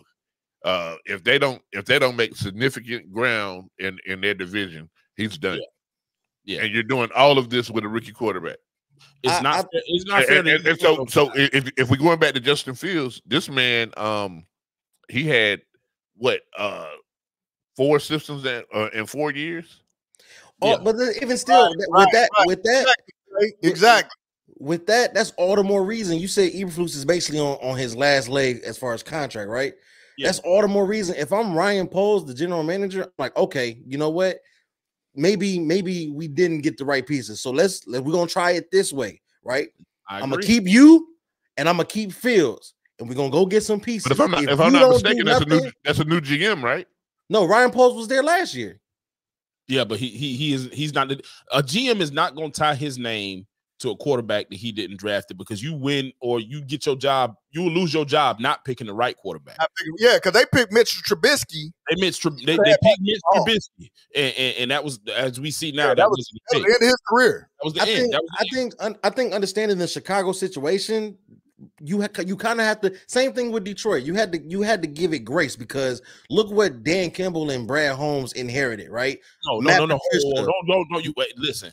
Dan Campbell and those guys in that Detroit front office had a spades Boston when it came to draft picks. People don't do that. So the right guys for that team, and they hit on a lot of dudes that people didn't think they was gonna hit on. Right? Yeah, they did. I'm just saying, like, look at it's almost the same, like, as far as turnover, right? So if I'm Bears ownership, right? Damn, I can't talk. If I'm Bears ownership, right? I understand, hey man, you just got a shit deal, right? I'm not even gonna count this first year against you. Still go and do something, try, but I'm not gonna hold this first year. We're gonna start fresh next year, and then we'll see how that goes, right? Because you don't hire GMs for 1 year at a time, right? You hire them for 3, 4, maybe 5-year deals, right? We know you inherited this shit sack, right? Well, first year is not going to count. Make what you can of it. Do if you want to make some moves to better your future, get some picks, whatever. Cool. If you can make this work, cool. But we're not going to count this against you. If I get that conversation from ownership, bet. All right, Eberflus 1 year deal. Fields 1 year deal. We're gonna try. Hold on. Let's say you keep Fields and go against and pass on Caleb Williams. Fields turns out to be exactly who he was, and then Caleb Williams turns out to be the next Patrick Mahomes. You're losing your damn job. Losing your job. But that's a huge if, right? And you can't play the what if game. But you don't even have to be Patrick Mahomes. He could be CJ Stroud. But also think about it, right?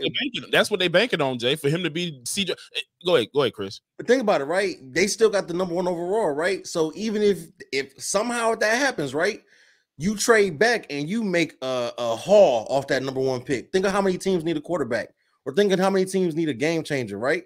You're gonna get every team that needs a quarterback was right there at the top of the draft anyway. Nah, and it's enough good quarterbacks out there. Because where's Washington at? They need a damn quarterback, but they're not in the top 5. Are they number 2? They're number 2. And they traded Sam Howell to let you know what time it is. Washington number 2, Patriots number 3. The only ones that's not up there is Minnesota now, and they're working out a deal with Arizona right now. They're actually working a deal for what? Not JJ. No, for the 4th pick. For the 4th pick. I don't know who it's going to be, but they're working on. They're not sending JJ. It's a quarterback. They may. They might be. Ooh. I don't know. Because that other kid, I forget his name. That other receiver kid really showed up. Jordan Addison. Yep. But man, I think that's a whole nother episode. We got to talk about that Minnesota because you're not going to be able to keep both of them long term. You're not. Yeah. No, you're going to have to pay JJ. And I think as soon as this season, he's looking for an extension. Jetta so you're going to have to pay JJ. No, my thing is this whole generation. Back to the Justin Fields stuff. I think that we are living in a microwave generation. None of that stuff that we just said was be taken in consideration, because he didn't do what we wanted him to do within the first 3 years, even though we didn't put him in a position to succeed. Like CJ Stroud was put in a position to succeed. They put right around him, and he flourished. He played quarterback the way he was supposed to play quarterback. He definitely did what he needed to do. He got them in the playoffs. They looking, okay, if you don't do that, then you're going to be looked at a certain way. And they're like, well, Justin Fields, they gave up on him too quick. There is no development in the NFL no more. You coming in, and you better be a starter, because we're going to give you a chance to start, even though we don't have the weapons right. They just got DJ Moore last year. Yeah, you're right. And they started snapping together early. Exactly. And I think another thing is, like, they saw Justin Fields was like, he's a dual quarterback. He can run as well. We can do this RPO. And it was like, man, well, we don't need an O-line, and if he's not going to stay behind it. That is terrible logic. That is terrible logic. You literally you get somebody hurt, and you just turned him one-dimensional, because as soon as he turns around. Matt Nagy didn't know what he was doing with him anyway. That's true. He didn't, and for some reason, y'all felt okay to bring him back because all he has to do is literally stand there and hold the clipboard. And we are not turning to Matt Nagy for any advice. No. He is the definition of a game manager. Call timeouts. Call timeouts. How many timeouts we got, dog? Exactly. Hey, look, if you really go ahead and look at like the mic'd up stuff of the Super Bowl, you had Pat Mahomes telling Matt Nagy what plays they're running. Nick, who the offensive coordinator? but here's my question. Here's my question. Right now, your house depends on it, right? Is Caleb Williams gonna be more CJ Stroud or Bryce Young this first year? First year? If they don't get an O-line in the draft, it's they don't Bryce play Young. Right tackle, left tackle, and a center. Bryce Young. And Bryce Young. Picks, so I think they'll go quarterback with one, and then they'll go with their second top 10 pick. They'll go O-line, whoever the best O-lineman is in there. But we still talking about learning curve when you talk about a first. Everybody ain't going to be CJ Stroud and be put in that position, bro. Like, even if he turns out good, his first year might not be good. Listen. And why? If you're the Bears right now, if I'm the Bears, not you. If I'm the Bears right now, I would approach Washington right now and say, hey, I'll let you get the number 1 pick in Caleb. Give me the number 2 and your best offensive lineman right now.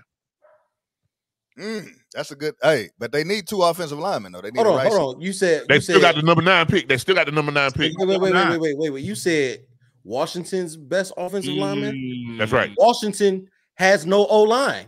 Doesn't matter. They got a best. They got a best guy.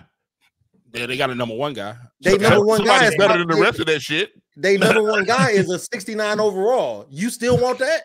69 on what? On Madden? Hey, best guy is a 69 overall, man. You want that?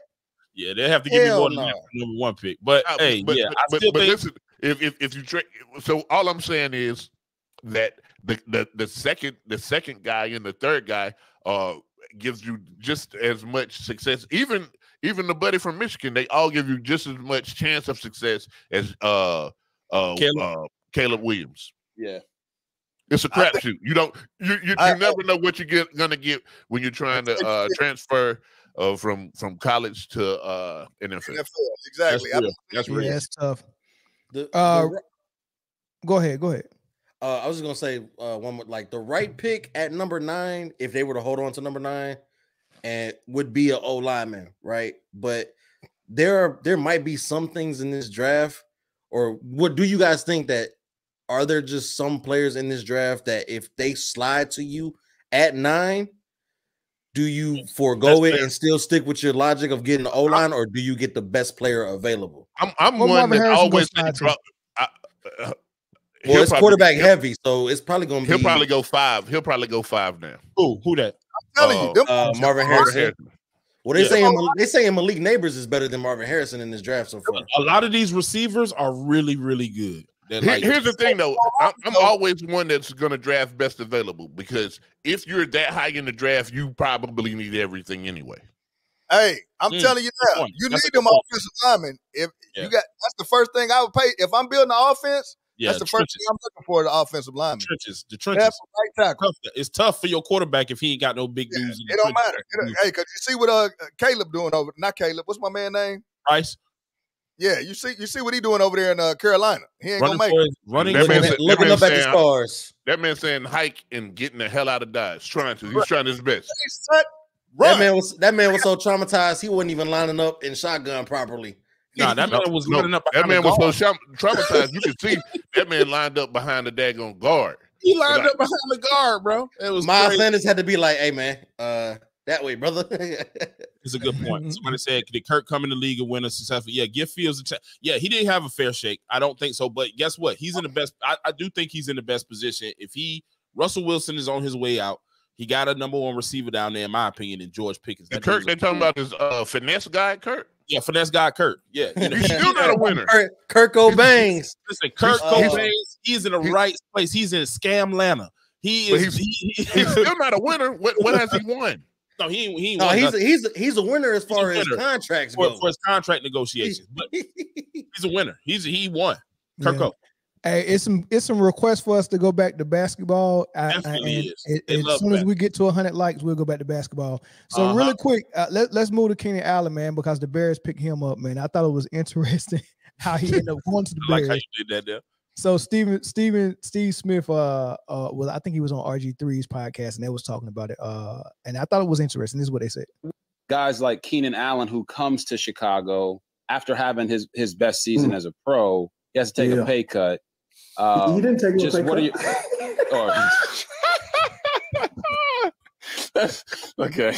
Let me clarify. He didn't take a pay cut. They said, hey, when you restructure, and you know what he said? He said what I've said it too. You probably didn't because you're the quarterback. Right. You know, let me talk to my management. He said, hell no. That's what he said. New coach come in, new coach come in with the elephant. He coming in, right, putting it on the table. And Keenan said, I'm putting mine on the table too. I had a good year. Well, if you want to stay here, you need to take a pay cut. Do you think he was right for saying that? Man, he had the end of his career. People don't care where your finances is at the end of your career. Right? We got these statistics that saying, 5 years after playing in the league, you either divorced, broke. Okay. Right? What all those things tell me, which I've experienced, not the divorce or broke, but I've experienced is adjustments. You have to start adjusting and preparing. Okay. Before the end comes. You can't start saving up. Well, I got 2 years left on this deal before I'm about to retire, so let me go ahead and get right.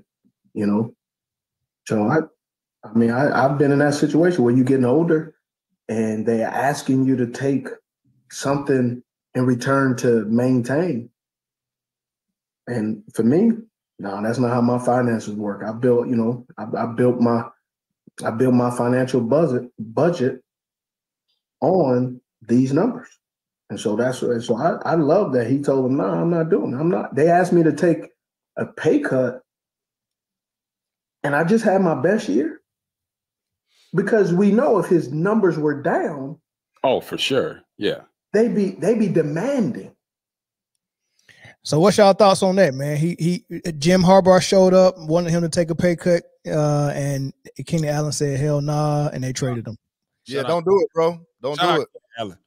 Hey, I would never tell a professional athlete to ever take a pay cut because that bonus or whatever that money you get, that might be your last check. All it takes is one injury, and that could be the end of your career. So you gotta respect.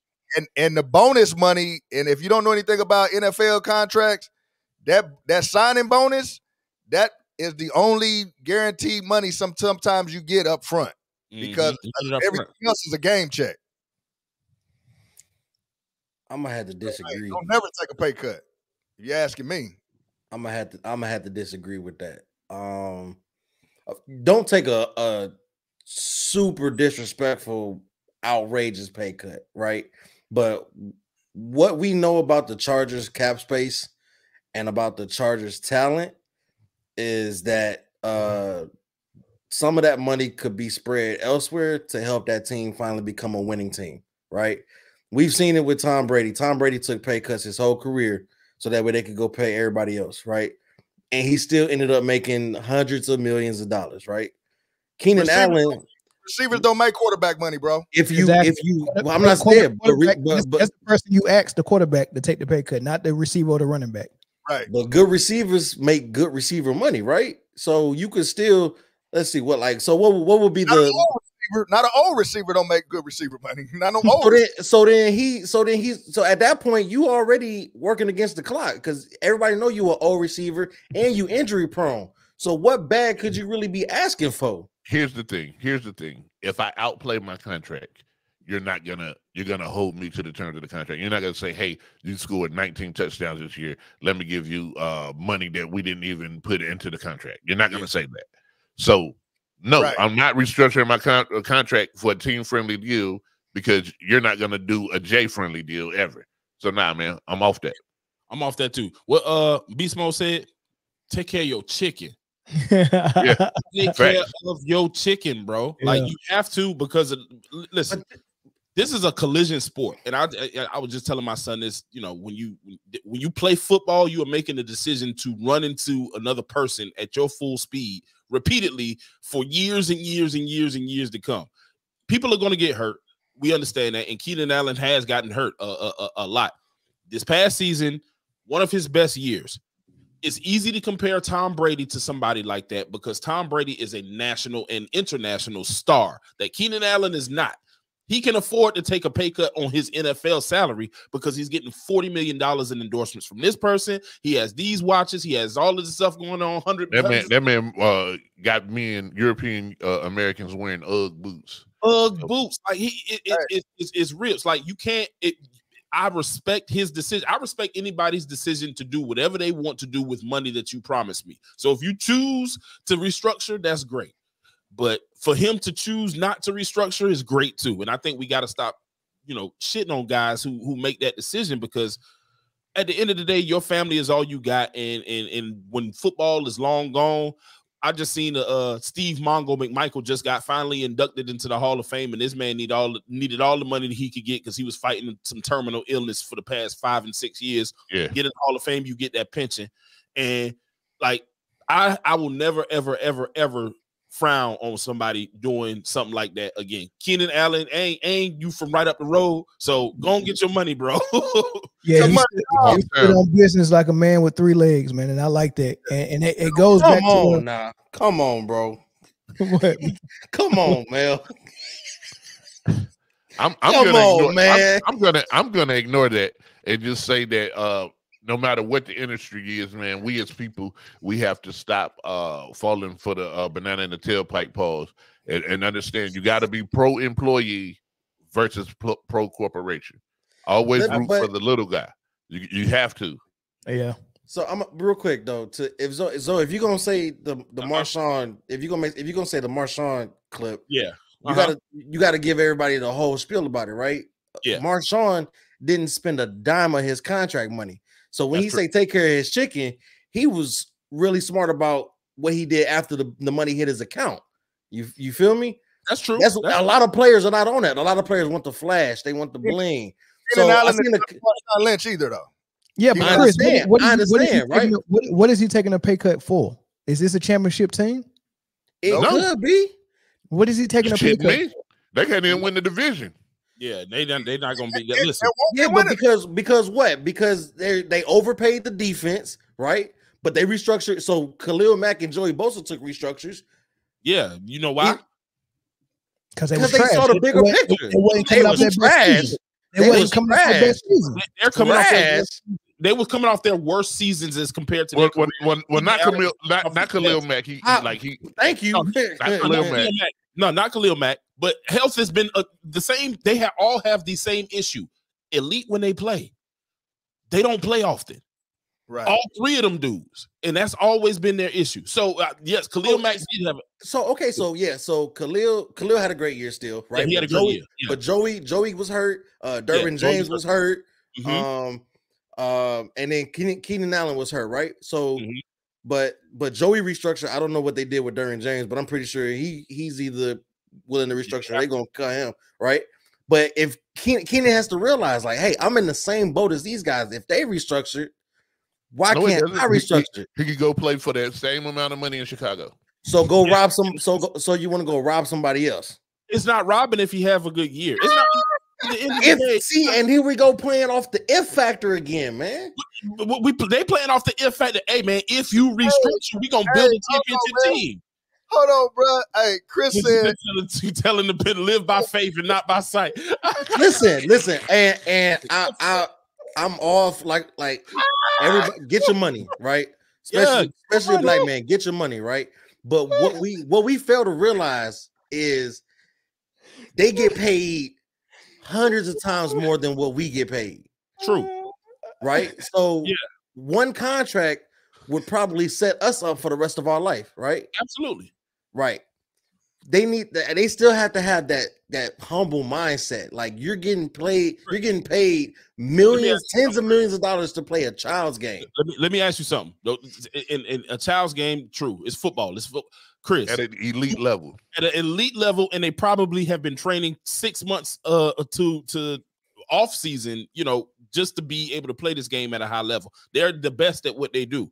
So, Chris, you work. You I ain't gonna tell people where you work at, but you work. If you've been employee of the month for the past 2 years, let's just say that you've missed some days. You may have missed some days here and there, and they come to you and say, "Hey, man, Chris, we're trying to expand the company. We are trying to expand the company. So whatever this hourly wage, we're gonna chop that in half so we can bring in some more staff and do the same job that you do. Do the same job that you do." Just so we can build the brand and be hold on, Zoe. Hold on,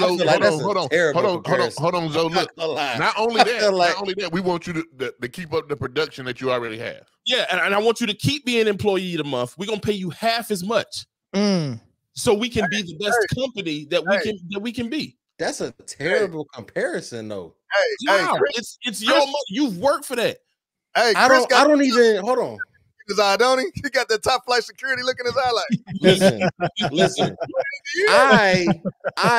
I only make a certain amount of money per year. I'm not gonna disclose my full amount. Yeah, I only make a certain amount of money per year, right? Yeah, right.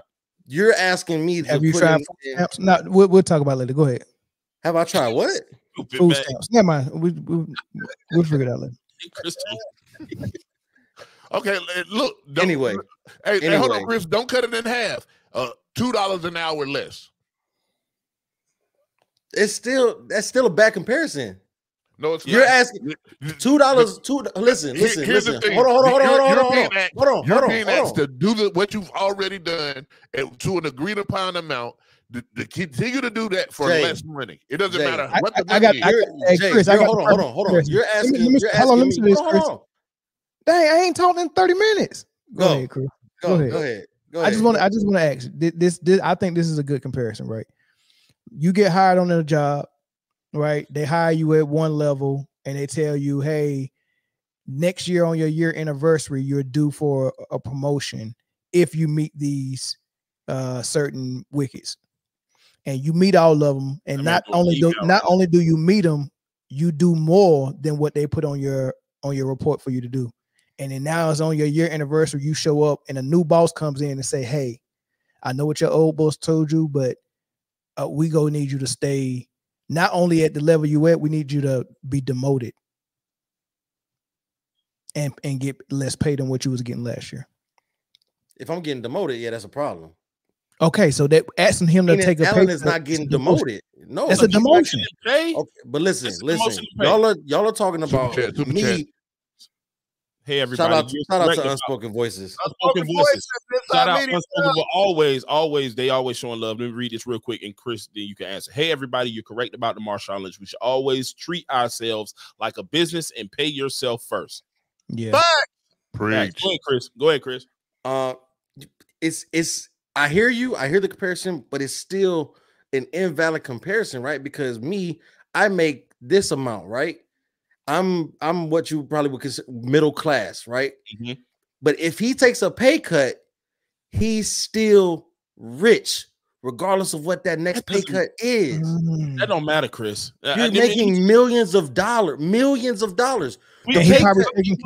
He probably taking care of hundreds of people. Hold on. And y'all need to understand. Y'all gotta understand. Listen, y'all gotta understand. It's the salary cap, right? So if he doesn't have to take a major pay cut, right? He just needs to take something that'll alleviate the cap pain, so they can go and build contracts for these other players, so they can build a winning team. Chris, what you don't understand, what you're failing to realize right now is the principle. You say it doesn't apply because the amount of money. Listen, they're asking this man to do the same job or better than what he was doing for less money. That's the principle. That's the principle. Anytime any corporation presents you with that opportunity, you should turn that down every single time. I don't care what you're making. Yeah, I don't care. I think we're getting. Listen, I think we've getting. Listen, if you're at McDonald's, if you're at McDonald's and you make $15 an hour, I don't know why you're making $15 but $15 an hour for making Big Macs and putting too much salt on fries. All right. Then they come into you tomorrow and say, hey, listen, we want you to make instead of $15, we want you to make $14.75. It's a quarter less an hour. Same job. You should still say no. I don't care what it is. I don't care if they was overpaying you from the beginning. If you're working at Home Depot and they happen to give you $100 an hour and y'all agreed upon it, and then the new person comes in and says, wait a minute, we should have never paid this man $100 an hour. And then they try to get you to do the same job for $35 an hour. You should tell them, hey, listen, hey, it's not my fault that y'all negotiated a bad contract. Either I'm working for the $100 an hour or give me my severance package. Period. That's the principle. I hear it, man. But it's just, so why does it matter to you how much money he's making, whether that matters or not, though? Because we saying get their money, yeah, cool, right? But if you not doing what you're supposed to do with the money that you done made, that's not our fault. It's got to be it's got to be a reason why you don't get. Why you take less? It's got to be a reason to take less than what you're worth. Your logic right now is it's not it's not what he it's thinks not he's assault worth. if you don't have 6 inches. Like, dude, that's bad. It's bad logic. It's just bad logic, bro. Yeah. I don't understand. The amount of money shouldn't matter, because at the end of the day, what they told him when he signed this contract is that this is what we're going to do. That is for your services. Okay, so hold on. He was traded. Never mind. Yeah, he was traded. Go ahead. Yeah, but this is the reason why. Like, we told you that this was your worth, quote unquote. We'll use that word. This was your worth because this is what we're going to give you based on what you do at your job, that you probably train in the offseason for, that you have been working out for, that you've probably been playing for 15 years with a strenuous schedule and eating right and whatever the case may be, getting hit over and over and over and over again, catching, passes from until Justin Herbert arrived, a lineage of quarterbacks. You know what I'm saying? So you have this agreed upon amount, and you know what you do in the offseason. You know how much work you put in, and you also know what your family needs. But you know what? You know what that is. So I'll tell you that I can't tell you, Chris, if you work for me and I come to you and I say, Chris, bro, you've done this. This is what we agreed upon, but I'm going to have to cut that by whatever because I need to bring in more employees to do the same job that you're doing. You should probably start looking for another job. So, it's not like they're asking him to take a pay cut because his production went down. They're saying, hey, you didn't do anything wrong. We mismanaged our money. Let's take some money from you to reallocate it to other try to do this again. Right. So we have to take some of this off the player as well, right? Let's look at the people who signed the contracts, right? Let's use Deshaun Watson for an example, right? They worked with Deshaun Watson on his contract because knowing that he was going to be suspended for whatever that first year or the first 6 games or whatever, however much, right? Then he would have to end up forfeiting whatever that check was. So they made his first year salary, what was it, $1 million? And I can't remember what and his bonus was what they can't touch the bonus, right? They can't touch the bonus. It was whatever his original salary was. And if I remember correctly, right, bonuses don't count towards the cap, correct? Right. You're right. So why not y'all sit down at the table and be like, hey, let's restructure this so that way we can get you this untouchable money in the bonus, so that way you still getting your chicken, but we can restructure your contract so that we still fix the cap space. Came up, but I think a lot of those conversations came up to where, hey, help us more than we're helping you right now. And I think that's what he said, hell no. And just so you know, the owners don't like to give those big bonuses like that. They like to stretch that money out over 16 or 18 games or whatever. Yeah. So unless they're restructuring for a high dollar athlete like a quarterback, they're not going to do it with a receiver. Yeah, Pat, they'll do it with Pat. Yeah, they'll do it with Pat. They do it every year. They do it every year with Pat. And if you ask the Cleveland front office how they feel about that Deshaun Watson contract now. I was about to say, if there's anybody who should be willing to restructure a deal, should be Deshaun. Yeah, it should be Deshaun. Yeah, well, I don't think we can fully go ahead and go and throw the hat down on that yet. He should stay healthy, man. He took a lot of dough, and that first year he was suspended. So, man, but hold on, you asking this man to play a game at a high level without his vice, which is massages, man. I don't know. I don't know. That's true. I need one. Hey. Well, hey, the phone line's open. We're gonna take 2, maybe 3 phone calls before we move back the basketball phone lines open, man. I thought it was a good conversation. Chris definitely said it a little bit different than everybody else said, but everybody need Kirk Cousins. And I definitely hear, you know what I'm saying, and I understand it, but like I see it a little bit different, and I feel like there can be more work that can be done where both sides could be happy and you can still progress forward in building a winning team, right? And I feel like it's gonna end up happening in Chicago anyway. If he gets the extension, say he has this good year, and then be like, hey, so we didn't get but we still need to build some things. We need to go get some things in free agency. Can Chris, we do such and such? He's a 31. He's a 31, I believe, 32-year-old receiver. 32. His last big bag was his last big bag. He'll be getting 1-year deals from here on out. Yeah, exactly. So if that ends up being the case, right? Hindsight being 2020, should he just took the pay cut? Because the pay cut is probably definitely going to be more than the 1-year deal.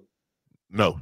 Man, you never take the pay cut, man. You never take the pay cut because that's money right now. You have to know. Hold on. Let's say he never gets a 1-year deal after this year. That's money right now. You're asking him to take less money that he may get more money down the line. While he's in the twilight of his career, man, that's ludicrous. I don't think we can say twilight because he's 32. We've already established this, which is you're already hold on. Hey, hold on. Hey, Moses, cut YouTube off so we don't hear the echo. Moses, you gotta shut YouTube down. Okay. All right, can you hear us? What's up? What's your thoughts? That man said okay and didn't do none of it. Man, if you don't shut that YouTube off, Moses, you gotta shut YouTube off. Hey, Moses, you gotta turn that YouTube off, dog. Yeah, the feedback is killing us. God. It's still there. You gotta shut YouTube off. Mute it completely. Just turn it off. He waiting for the computers to pew. I'm meet producers Deucey. I think it's my phone. Are you watching us on YouTube from your phone? I shut it off though. I was on Facebook. Okay. Okay. Did you shut Facebook off? You got to exit out of Facebook. I did. All right. Can you hear me? He exited out of the phone and Facebook. He exited out of everything. All back, Moses. But okay, real quick before we come back in, right? So 32 for a receiver, you're already like on the tail end, right? So let's say you're gone. And then you add in his injury history, he's already closer to the end than just a regular healthy 32-year-old receiver, right? So let's say if his pay cut was, let's get you down to 27 million for this year, right? He gets 27 million this year, right? 1-year deals for receivers. Let's see, at that, like Odell was getting what, like 3 million on the high end, right? I don't even think it might have been that much. So he back. Hold on, Chris. He back. Go ahead, Mo. We can hear you now. Mo. All right. No feedback? No. That's still there. All right. Dang. My no, it's still there. Dude, you got you got to exit out of Facebook. I did. I shut the whole thing down. It's crazy. I think it's my phone. You got me on speaker? Yeah. Take me off speaker. Take it off speaker. That's it. That's down. Test. All right, that's better. All right, go ahead.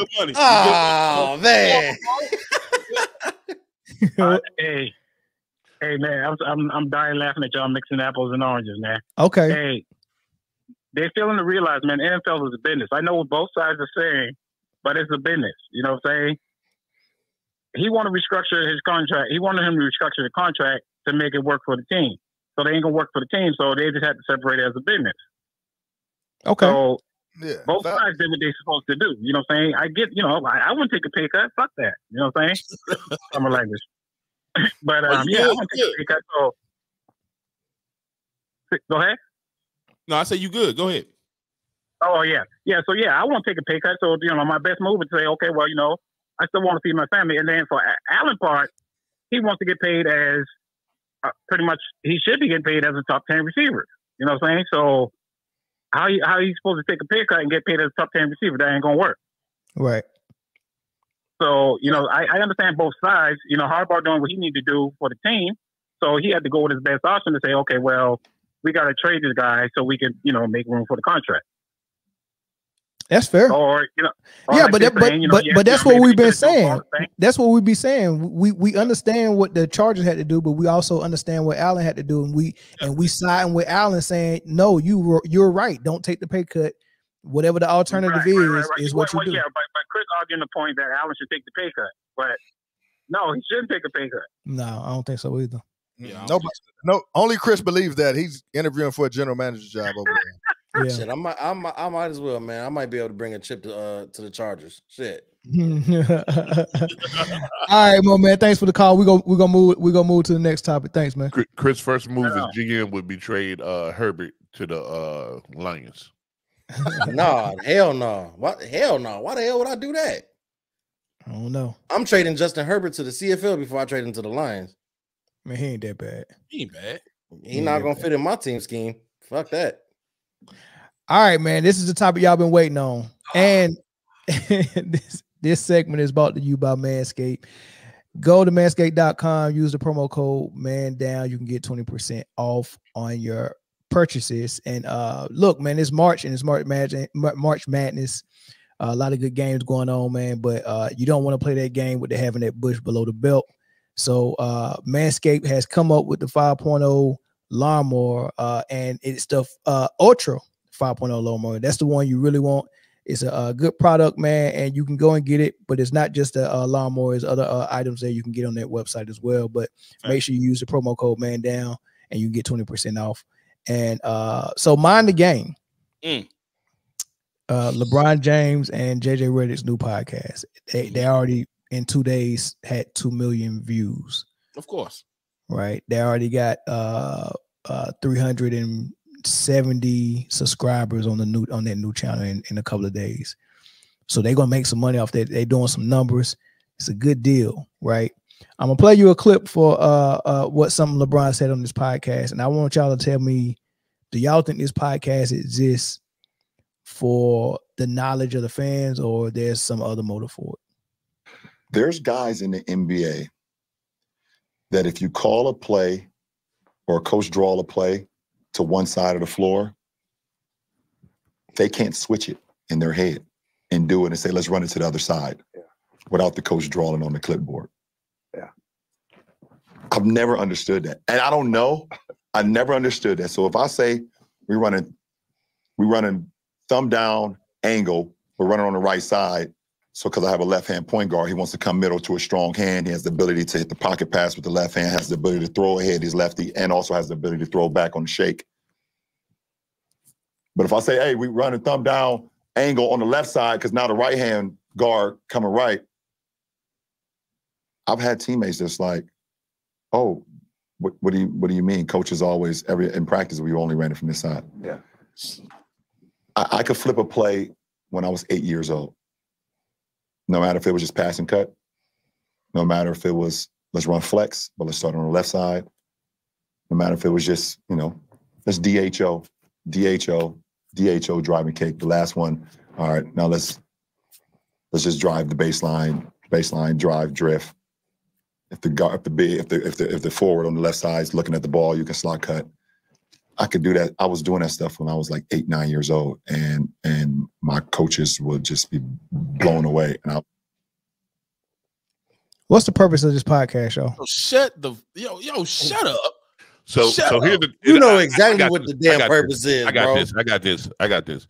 I have never in my life seen so much self-glazing. That man over there at that donut machine with all that glaze, and he just pouring it on them like it's hot lava. Listen, man, this is literally, I'm better than you at this. That's all this is. I'm better than you at this.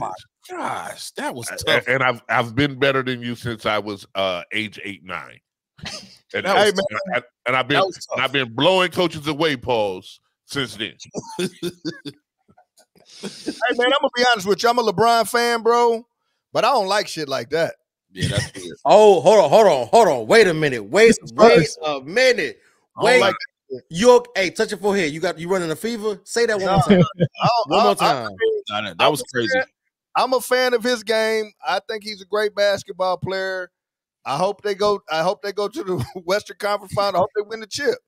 But I don't like that dry snitching shit or talking about people and you ain't there in front of them to say whatever you got to say to their face. You know what I mean? That man E finally said something bad about LeBron. He right. I mean, I'm just as far as like on some real like man shit. Like no, that it was grimy as hell, bro. I don't do no shit like that though. I can't help but think who was he talking about? And my mind is going straight to Kyrie. I don't know why. No, it ain't Kyrie. And it can't be Kyrie because Kyrie is too smart with the ball, right? Yeah, so who is he talking about? I'm gonna tell you who he's talking about. No one in particular. It's just him saying something.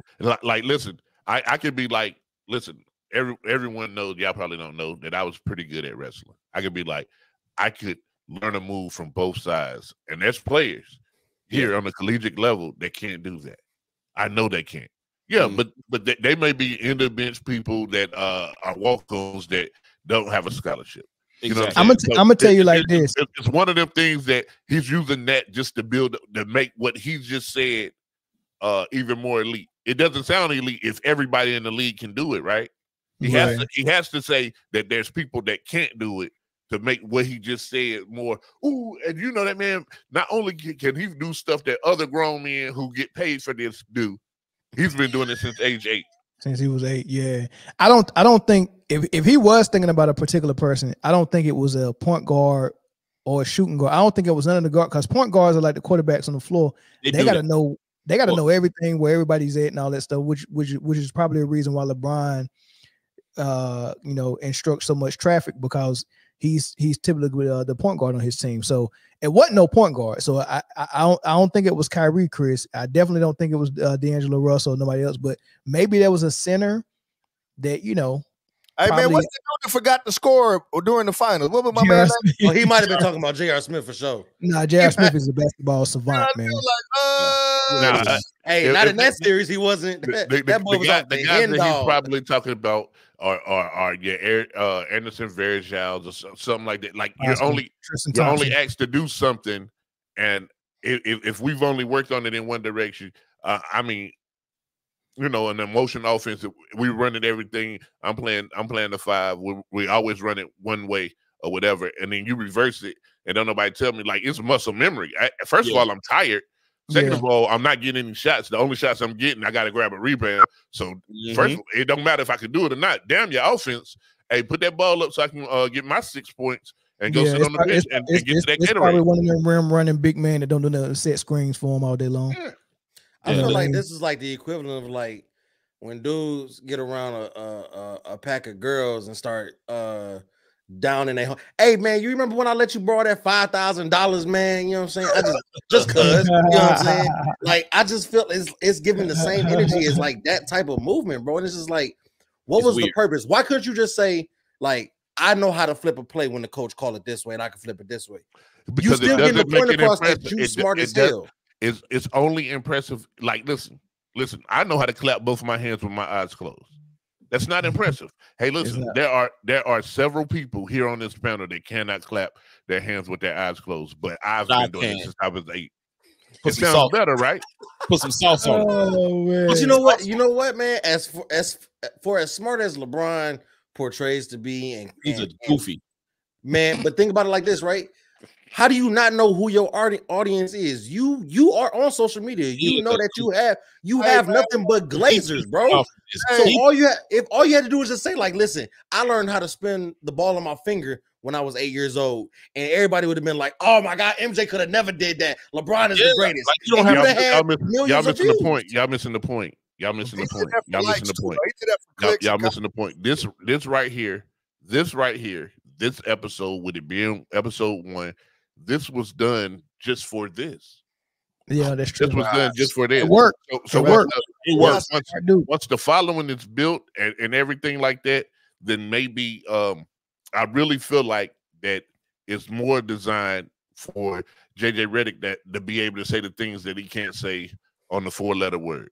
So I think so too. This is how you get the traffic over there. You know what I'm saying? Trust me. I mean, JJ Redick got his own podcast. He does. I know he got his own podcast, but it sounds different Like, so JJ Redick has been saying stuff, you know, if you watch First Take or Get Up or whatever, and the pundits and the other hosts, you know, actually act like JJ Redick doesn't know what he's talking about, which is a huge mistake. No, he's smart. That's about smart.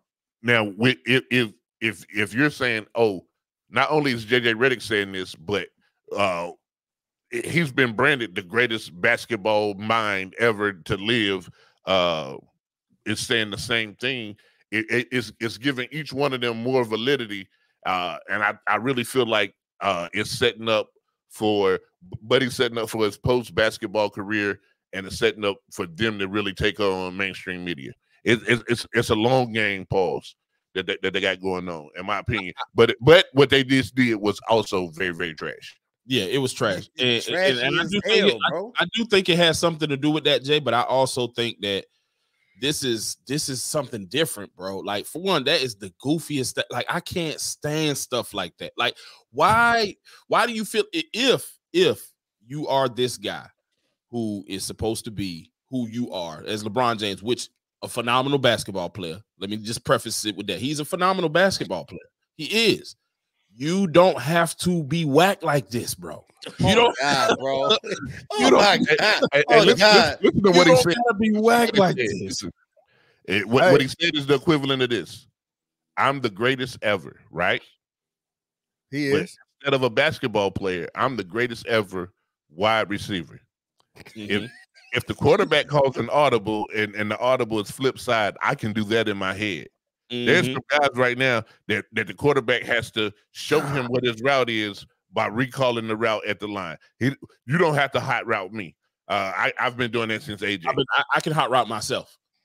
Hey, That's man, exactly what he said. It's and a disgusting like you said, that's practice, goofy. bro. You know what, though? It's so we can talk about it, though. Like, if you know what, if that's it a was great point. nice, just a go along to get along podcast. Ain't nobody tuning into that. Social media runs off controversy. Yeah, I think that. Listen, for one, for the podcast as a whole itself, I hated that clip, and I was one of the few people, I guess, that was not. I mean, I was disappointed. I was thinking detail as far as basketball goes. A lot of the stuff that they were saying, for anybody who played any organized basketball, wasn't really that complex. I mean, if you say stuff, hey man, I could do a handstand, you know, blindfolded. You know what I'm saying? I could like to thank you for letting me know that.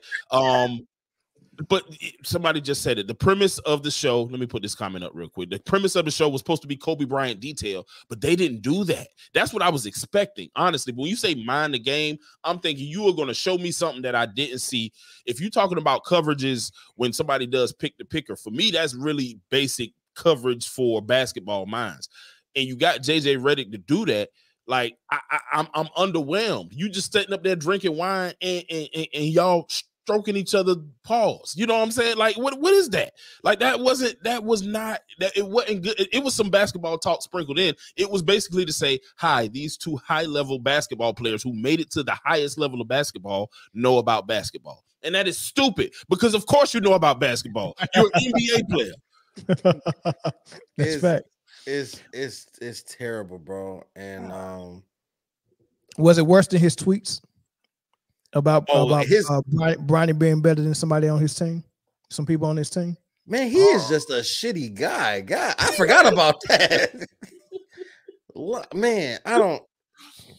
Oh man, You can like a person's talent without liking the person. I like listening to R. Kelly, but I don't like the shit that he did. We just called LeBron R. Kelly. He just called LeBron R. Kelly. But you know what, man? The tweet about That's bananas. That's crazy. Bananas. But I feel I understand your point. You drove that point home just now. I clearly understand. Yeah, I mean they still got a chance to turn it around. Maybe Jay right. Maybe they. Yeah, but I don't think that the premise was ever detailed. I don't think that's what it was. You don't think so? Nah, I think it would be better if they went along that direction. Like bring up plays that were just extraordinarily ran. I say you have to give it 3 episodes before we can make accurate detail. Like, all right, okay, yeah. And where the hell was they recording that? Some wine seller. But you know, JJ Redick, and people don't know this. You know, JJ Redick took a stab at detail. ESPN called him and thought it was gonna be on Kobe's level, and no one's ever seen it. Have you ever seen JJ Redick's detail? Nobody's seen it. Kevin Durant has done detail. That was pretty good, but not as good as Kobe. I've never seen JJ's. They're trying to find. They want that detail show to still be a thing, but man, can anybody do it like Kobe?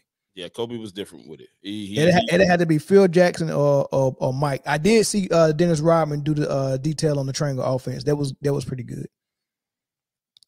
But yeah, I don't even honestly, man, I don't even think unless you like a real used to play basketball, really into the sport like that, people want to know regular stuff. People ain't really into the defense the game like that.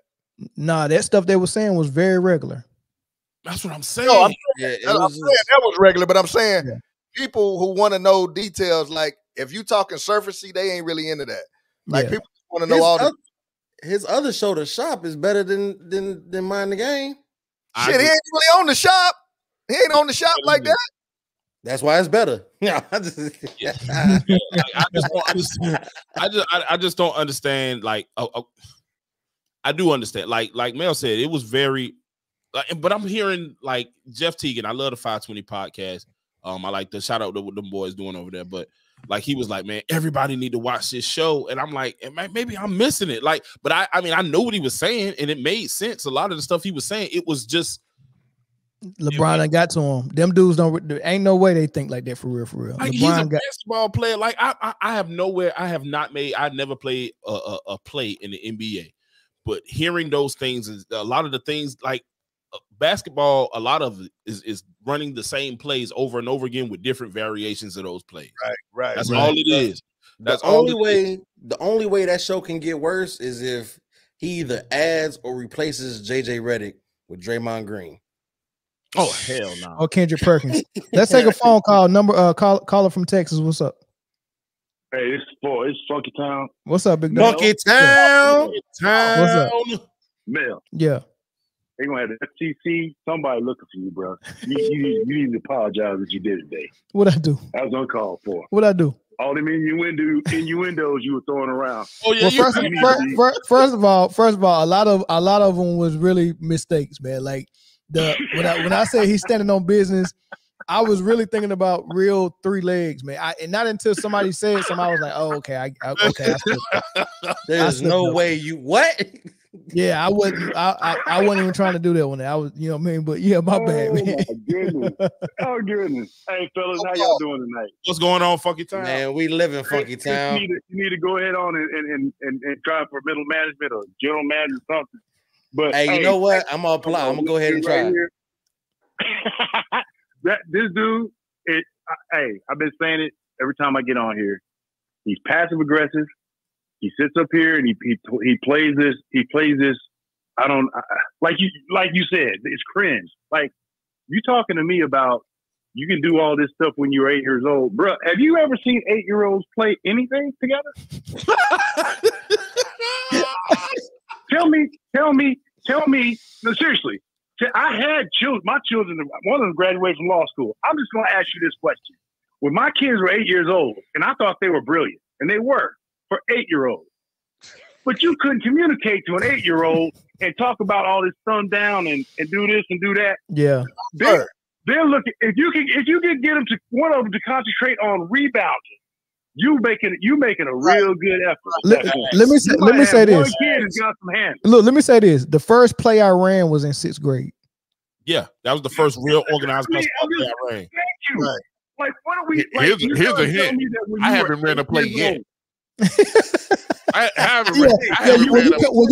you coaching 8-year-olds, you gotta have a very advanced team for you to be running plays. Yeah. Thank you. You gotta teach them the basic rules and boundaries first. Be like, hey, this is out of bounds. 8 years old is literally throwing the ball out there and letting them figure it out. That's really what 8-year-olds are doing. Yeah, I coach 8 to 10-year-olds. You just get a ball to one player that can play. There ain't enough orange slices for you to sit there and get their attention to do all these plays. at 8 years old. No, he said not only was he running the plays, he was flipping them. He was flipping. Funky Town, you went wrong with orange slices, man. You got to give out fruit snacks. Hey, I coach some 8-year-olds, and they're not that intense. Listen, LeBron wanted to think that in backyard football, he was the one with the stick in the sand drawing the plays. He was everything. He was all of that. But my question, but the thing is, man, like y'all said, it's why are you even trying to say something so outlandish? Like, do you not realize that? I mean, seriously, he should be taking a serious penalty for just having something like that come out, something stupid like that coming out of his mouth. It's ridiculous. Well, we know LeBron to be a pathological liar. He's a liar. What play do you have to flip against an 8-year-old 2-3 zone? Yeah, why would you need to do that? What defense are they running when you got to flip the play? They run in the 2-3 zone. If you ran a layup line in front of 8-year-olds, they would be intimidated. The other team would be intimidated. Facts. You see what you just did? It gets worse the more you think about it, man. I didn't even go that deep into it and was like 8 years old. I coached 8-year-olds in soccer, and I had one kid that would pick flowers during the game. Like he wasn't even coming across the field. He was picking flowers. You got kids that are praying. Goodness, they don't even get the ball anywhere near them. In any sport, 8 years old. It was little daisies on the field. It was little daisies. Eric flying gun. He was picking little daisies. Hey, they see a shape in the clouds. They start looking up at the clouds. There's absolutely no reason to have to flip a play. I need you to focus. No, you're gonna sit up there and tell that lie. But here, like I said, we I mean, it's him though. I mean, it's him. That's what he does. And his Ron Sexuals, they're gonna sit there and laugh it all up, pour some honey on them, and say, "Oh, yeah, this is gonna be the best Friday night ever." Yeah. Look, when you gonna sit up here and lie like that, like for no reason, like you lying like that for like no reason, nobody should be able to believe that lie. Just an unsolicited lie. Look, hey, look. That lie. Hey, look, that's like me coming home to my old lady. She ain't asked me nothing. I just come in and be like, "Oh, I was with Eric last night." She didn't ask me. You lie unnecessarily. This man Hey, is you know what this shit remind me of? I seen a meme on Facebook. It was like a texter, and this girl was like, "Hey, how you doing?" He was like, "Oh, I'm good, chilling. Amiri jeans, Versace on, Louis Vuitton shoes, just cooling." What was that for, bro? The fact that nobody even solicited that lie, man. Like, seriously, I want you to go home and just walk in and be like, "I just came from Melvin House." He can't be trusted. This is a dangerous man. This is a dangerous man. After we finish recording, I'm going upstairs and telling my wife a lie for no reason. This man is dangerous. He is dangerous. He is a dangerous person. Hey, Funky Town, man. Thanks for the call, man. We're going to move to the next one. Hey, one more thing. Go ahead. Go ahead, Funky Town. Another thing, he started talking about Curry and AI being the most influential. You wear Michael Jordan's number. You tossed chalk up before the game because of Michael Jordan, and then you did that whatever ungodly thing with Space Jam, which I still never watched. Yeah, you gonna I was pretty decent, man. It was pretty decent. I don't care. Out of principle, I will never watch that. I will never watch it. Yeah, out of principle. It was a hard sell. Tell me? But look, text. I will say this though. Yeah. That's the only thing about the podcast that people was getting on him about that I disagree with. I don't, because when he asked about the most influential, he said we all know what Mike was to the game. So basically what he did was took Mike and was like, this is the obvious most influential, but you know, just for the sake of the conversation, let's take Mike and put him on a shelf, on a pedestal, and then let's have a conversation. That's when he said Stephen Iverson. We know it's Mike. We know, but like or what? he's being passive aggressive. Nah, I ain't said that way. I really he literally said we all know what Mike was to the game. But Mel, I don't know now. This man is diabolical. This is hey, what you say, Zoe? This is a dangerous man walking the streets. Dangerous man walking these streets, Hey, this man might end up being the Tinder swindler. How bad he lying? He might be. Real quick. Real quick. Who was the parents of the kid who was picking the flowers? Hey, look, the parent. No. The kid was very, very, very, very, very smart. The parents, the dad was an officer in the Navy, and they both did gymnastics at like Washington. That's where they met, and they both was gymnasts. But they was super smart, and the kid was super smart. His name was Max. And we went on that field. And Makai was going down that field with that soccer ball, and Lil Max was just over there, or Maddox was his name. He was over there picking that flower, doing it in the middle of the game. Makai was running around him. Just maybe he was trying to save the species. Yeah, maybe that's what he was trying to do. He had six daisies in his hands. He was looking to see. All right, Tex, we out, man. Hey, y'all. Y'all have a good one. All right, thanks. Appreciate you. Funky time. Hold on. Which man, Paula, call back. I coached 8 to 10 and rec league.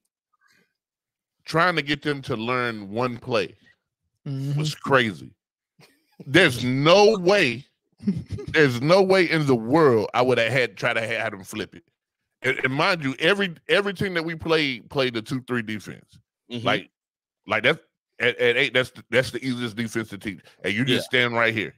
And you know what I'm saying? Somebody comes, swat at the ball, whatever, right? Hands up. Hands up. Space out. Yeah. Hey, Brian tripping, man. And listen, y'all know all the time, man, I give him props for having winning 5 championships in this era, which is diabolical. Right.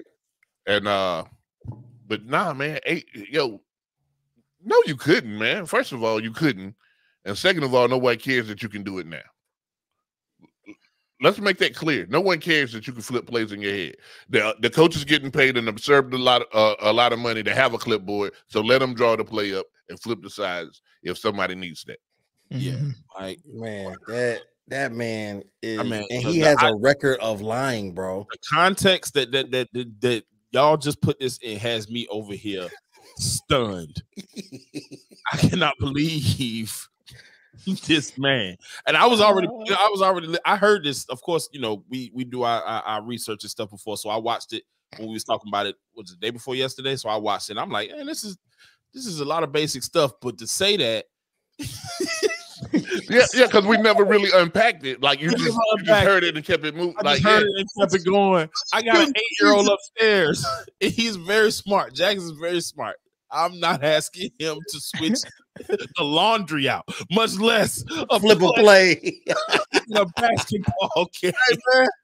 I wonder if he meant 18, but he just kind of had to roll with it. He messed it up. Nah, he said 8 one time, and then he said 8 or 9 the next time. Like maybe it wasn't 8, but by the time I had my 9th birthday, I know I could do that shit. Yo, chill, Brody. I was dunking at 7. Crazy, bro. Hey, man, I'm scared of him. I'm scared of people like that. That's a bad man. Hey, Chris, hold on one more time, yo. What that meme say, yo?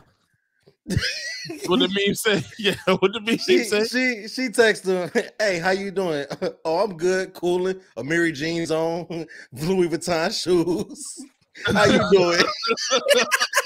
Just chilling. Like, sometimes you gotta let them know, man. Right off back. If phone line's still open, we're gonna take 2 more calls before we end. I was like, bro. I mean, that's the bro. You just volunteering just useless information, man. I mean, listen. Actually, 8-year-old to pour a cup of juice and put the juice back in the refrigerator with the top on is a hard task. Definitely. He don't need the juice out, man, bro. Or mix the juice all over the counter. But the flip a play in your head at 8 is. I'm not saying he couldn't do it. I'm just saying that evidence shows he couldn't do it. You know what I'm saying? The preponderance of evidence said it is impossible. Yeah. Oh man, that's highly unlikely. You never know though, man. You never know. Maybe that dude is that smart, man. So he was flipping plays at 8, and he was making his own shoes to hoop in at 10.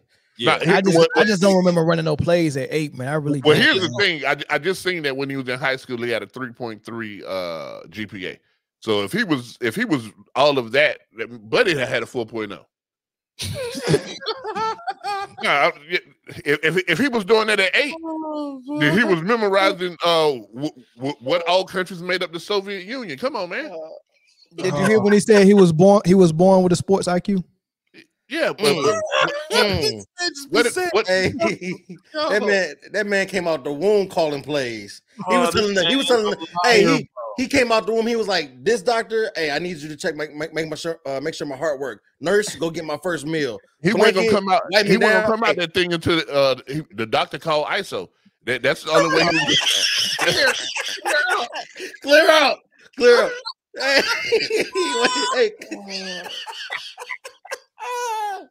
Fight back. Somebody for LeBron, come fight back, man. We need LeBron. We need LeBron to call in. Hey, that man came out the room, grabbed the scissors from the doctor, was like, "I'll take it from here," and cut his own umbilical cord. Yo, this man, I promise.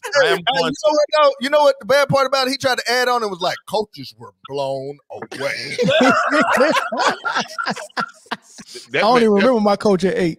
That man told his mama to conceive him. Hey, mama, I need to be here. You need to conceive me now.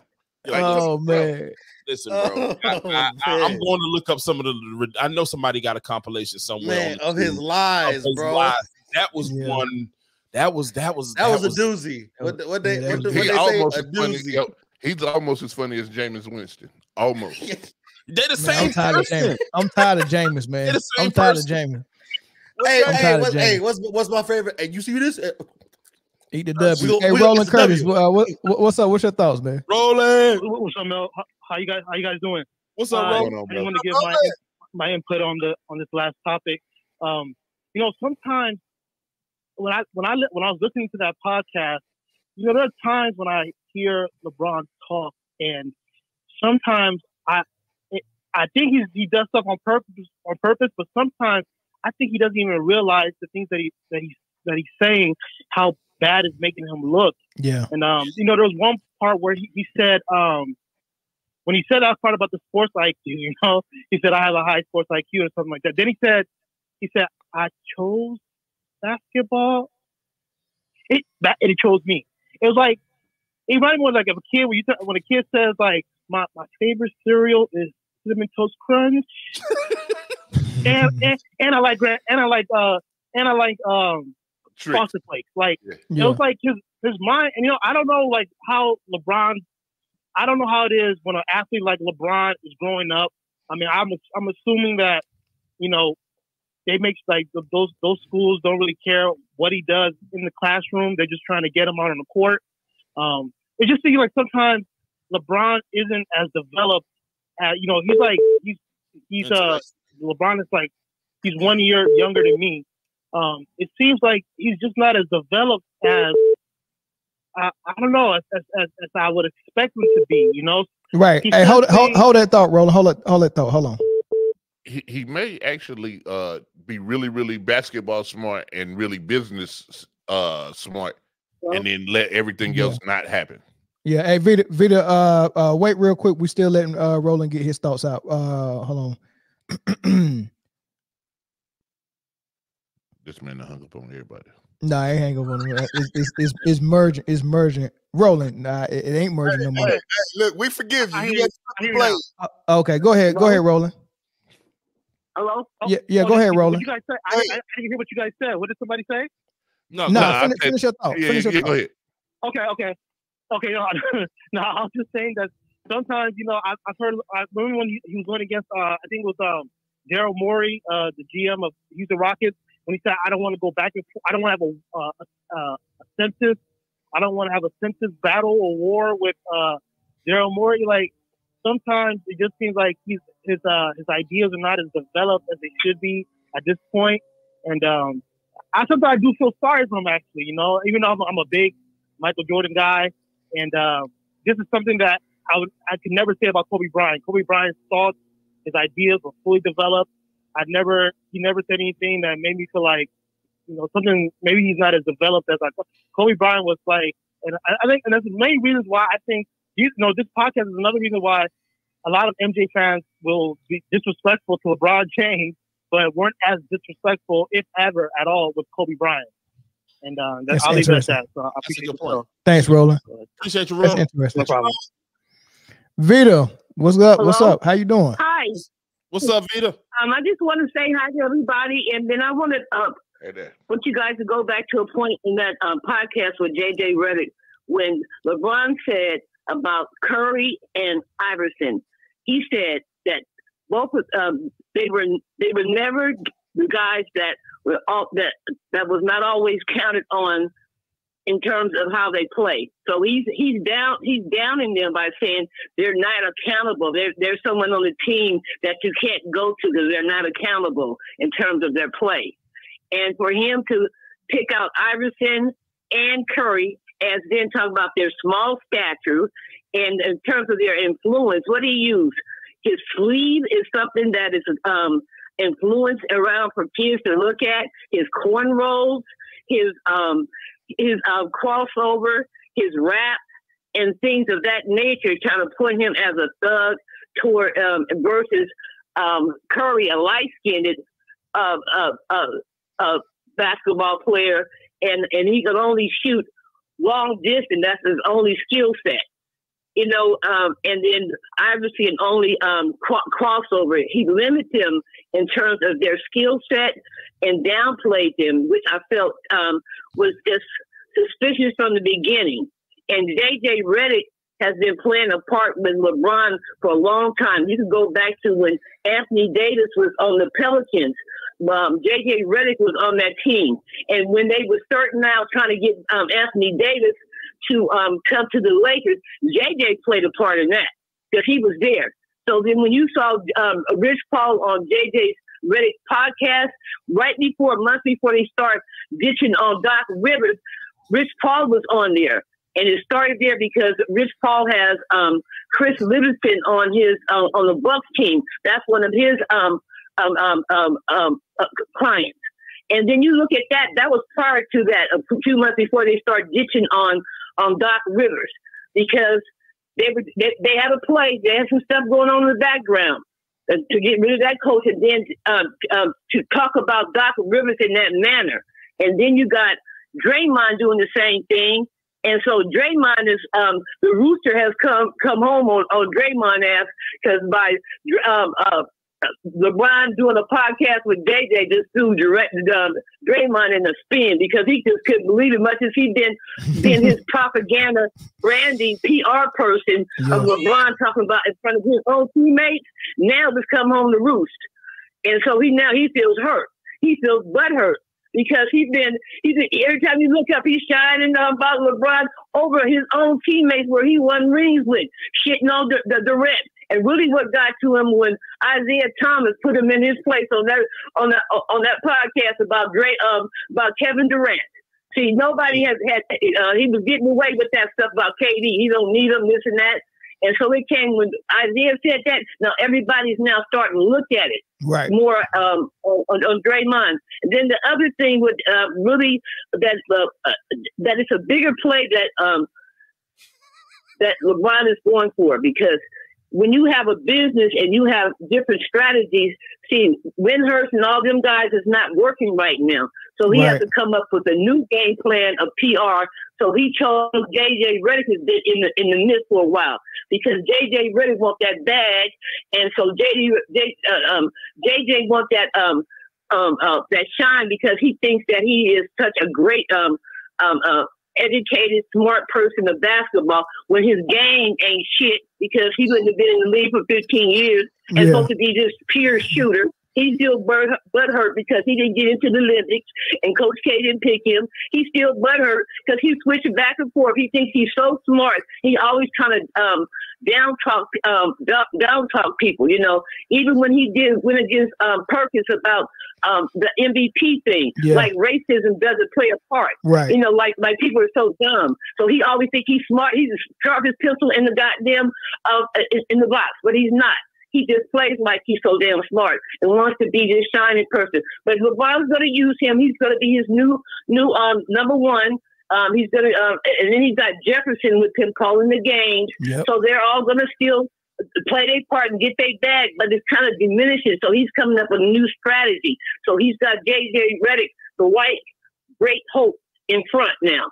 So and then they have they're going to have Pat McAfee and him together, and they're going to run this new basketball team. When did you see Kevin Perkins on Pat McAfee's show talking about Charles Barkley? I think them checks ain't coming to Kendrick Perkins no more, man. Kendrick Perkins done. Oh no, I think he's going to get a little lash, and then he'll be back. He'll pull him back in because he'll bend over to, after you get a little lick in the tooth. He'll spank him a little bit, but he'll bring him back in. But that's all I wanted to say. And you guys keep on pushing on. I enjoy your show. Thank you.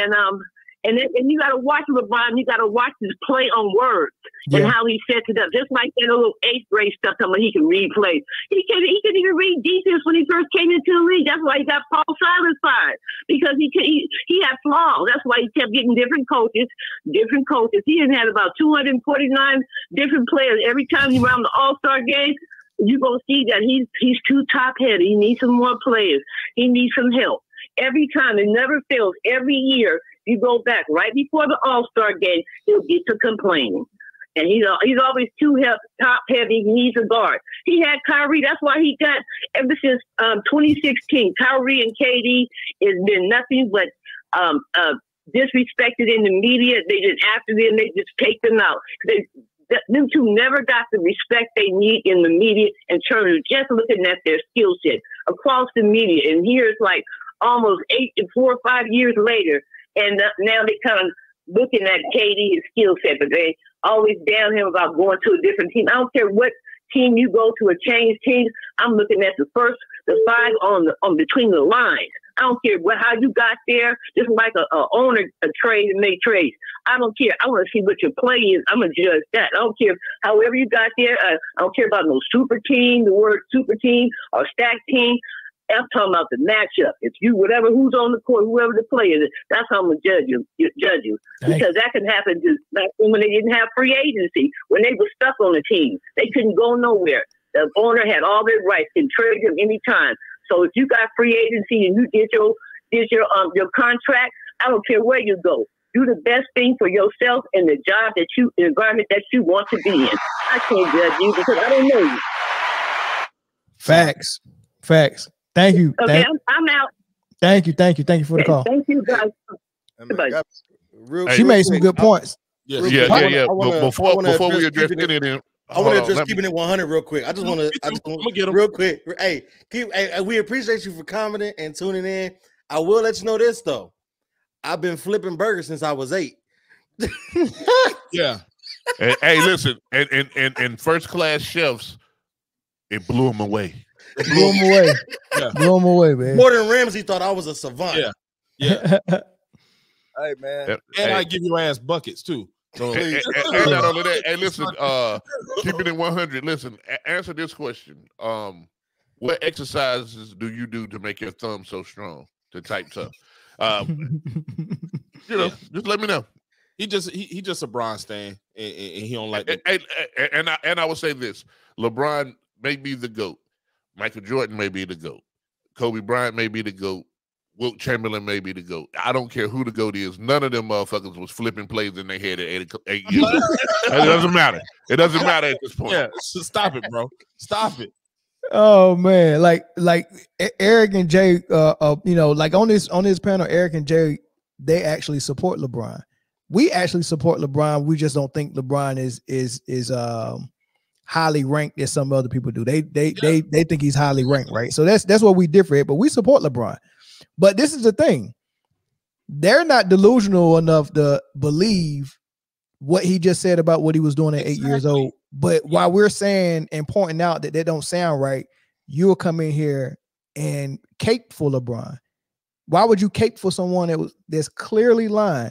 LeBron and Juicy Smollett is got y'all in the headlock. Oh, we got another one. Flipping plays doesn't take a genius. You are 100% correct. It doesn't. Doing it at 8 years old. But doing anything at 8, it's tough. Listen, man. Listen. True story. What y'all don't know about me. I was really, really smart. Still am. But they wanted me to skip grades at 8. And I couldn't flip a play in my head at 8, guys. That means not only do you know what you're supposed to do, and you know what everybody's supposed to do. Listen, I never cared what the guards was doing. Listen, if they're not going to pass the ball to me, I don't care. Here they come, y'all. Here they come. What was y'all at on the first topic? We went through 20 minutes and 30 minutes on this topic. Hey, can we close it out, Mel? It's almost 3 hours. Yeah, we can close it out, man. Hey, why y'all think hold on. Talking about where did we downplay the man's basketball ability? Nothing. We just said at 8 years old, him flipping plays in his head and blowing people away, was highly unlikely. Yeah. Why y'all won't call the phone? Call the phone so we can hear y'all. Put the number back up there, Mel. Put the number up there. Please. In 6 minutes, do something. In 6 minutes, do something. 6 minutes, please do something. Stop trolling. Stop trolling the page, man. Yeah. Or keep trolling the page, but call in at least. Hold on. I definitely want this one to call in because I need him to explain this one. Know what? No, you 8 years old. That's what the problem is. You're 8. Hey, please call in. We want to have a discussion. Hey, what age group? Hey, what age group do they still let them travel a little bit? 8. 8 to 10. 8, you can pick up about 8. Seriously, you can still pick it up and run a little bit before you start dribbling it again. But I will tell you this: at 8, they not calling travels and carries. So there's no way in hell you was flipping the play at 8. At 8 years old, as long as you don't take more than 5 steps in between the dribble, they're going to continue to let you play. Right. Yeah. You know what else they do at 8? They got a no press rule. That's right. You can't press. You got to be in the zone. Not only can you not press, you can't even come past the 3-point line on defense at that age. Right. Caller from Texas, what's up? Hey, let's talk it down back again. Man, we waiting on the LeBron guys. You know they not gonna call. You know they not gonna call. You know they not gonna call. Okay. LeBron James is this generation's avatar. And they get butthurt when we start laying out the facts. That's true. We start laying out the data and putting the things, checking the boxes. That's when they get mad. They ain't gonna get out there and put themselves on Front Street. They just like they came. They ain't coming out here. There's monsters out here. They ain't coming out here. I'm just trying to tell you, they ain't coming out here. So what is he talking about? If you're scared, say scared. Okay. Oh man, this is what now? Hey, no one, just call the phone, man, so we don't have to comprehend your broken thing. Yeah, come on out here. You know what? I wish. Come on out here. Maybe LeBron meant to say he's been flopping since he was 8. Not flipping. Flopping on plays. Possibly. He was flopping plays since 8. That's more realistic. Probably. Hey, you know he was whining. You know he probably perfected the whine to the ref. Look, you know what? Honestly, I think that up until he got in the league and his first few years in the league, he wasn't on that flopping or whining or none of that. That man was playing real ball. He was. And he was playing it at a really, really high level. No. No. Yeah, we being nice, but look, listen. No, Ron Artest said when he used to run pickup. No, listen, Ron Artest said when he used to run pickup, when they used to run pickup with MJ, they said LeBron was coming in there putting in work as a 11th grader or a 12th grader. They said he was putting work in. So yeah, I'm not doubting he had flashes. I'm not doubting. Remember that teammate that didn't drink the Kool-Aid? Remember that teammate he had in high school didn't play, ended up having to transfer. I think he went to the one in Virginia. Oak Hill. Yeah, he transferred. I think he was a Dominican kid. He was that street dude. He was like, nah, bro, we ain't playing. You know, because everything was about LeBron. Yeah. You don't remember him? Y'all know what I'm talking about? I think I do. think I do. I thought he was a forward. He was a power forward. No, I can't remember that kid's name. Did he transfer or did he transfer to the school? He transferred initially. He transferred to the school because he wasn't part of their clique. Yeah, he didn't come up. Yeah, I remember. He didn't come up with them, and then I think his senior year he went to whatchamacallit. I think that's what happened with him. He ended up playing in college. But what I'm saying is, look, yes, LeBron has always been this way. He's always been sneaky. He's always been passive aggressive.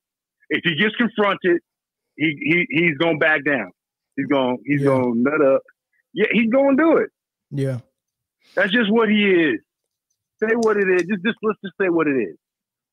You're right. He ain't built like that. I'm sorry. He ain't built for the fight.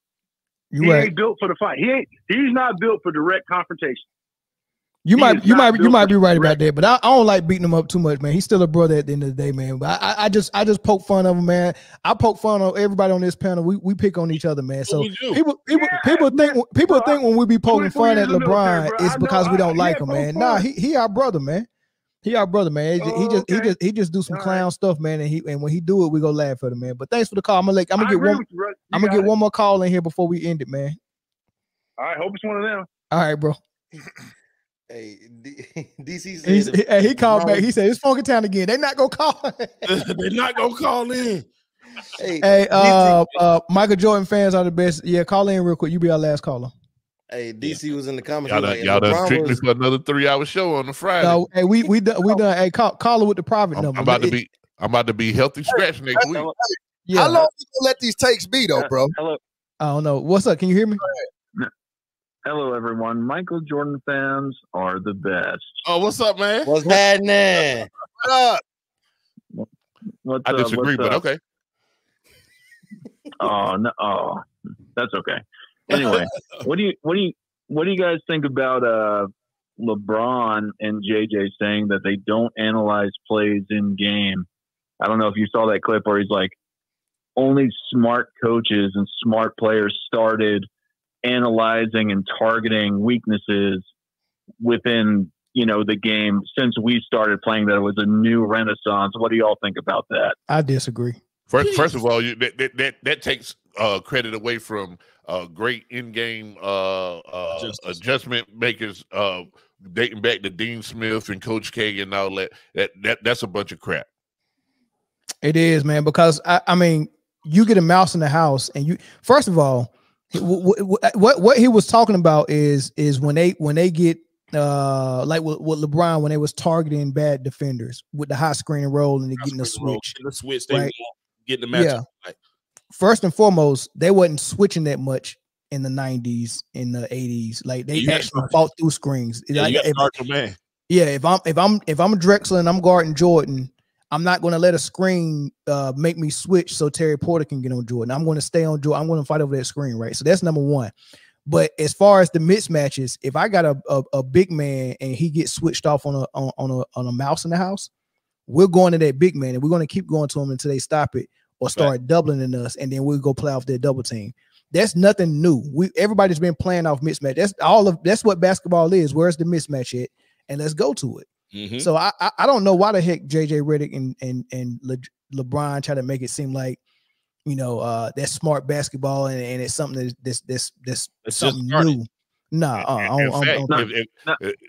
Redick was looking for the mismatch so much that his whole time at Duke, all he did was run off screens. That's it. Until he got a mismatch.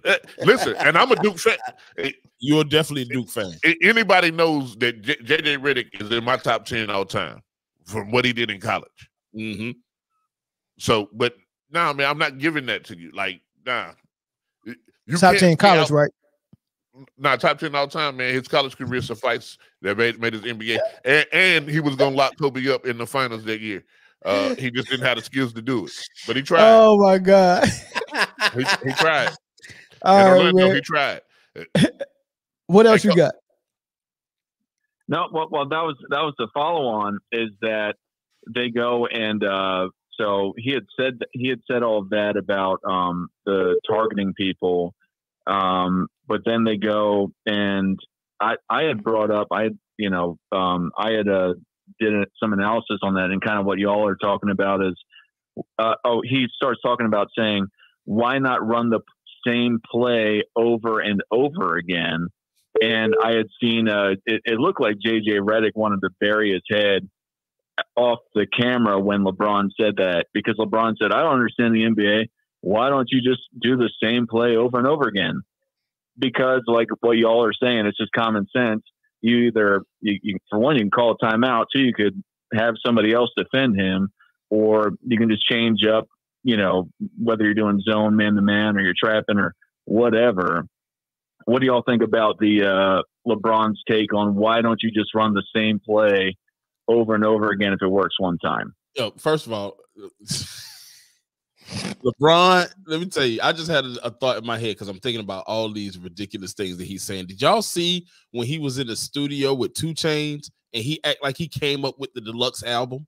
LeBron really, he really comes up with this stuff, and he was like, "Oh, thank y'all for taking this journey with me. Here go 2 more at the end of the tape." Like I got it figured out. It just hit. It just hit me. Does he really think this stuff? Yes, it just hit me. You remember Jim Carrey and Cable Guy? Yep. When he kept giving all those fake names from stuff he seen on TV.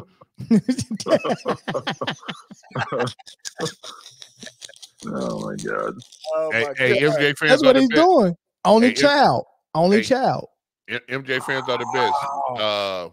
I love what you do, man, and I love the name. But the fact of the matter is, the best fans in the world pull for Kansas City. That's all I'm saying. That's all I'm saying. Chief Keenan. I have to disagree, but it's your opinion. I have claimed that it's a fact that Michael Jordan fans are the best, but I won't hold you at that. But Hey, appreciate your call, bro.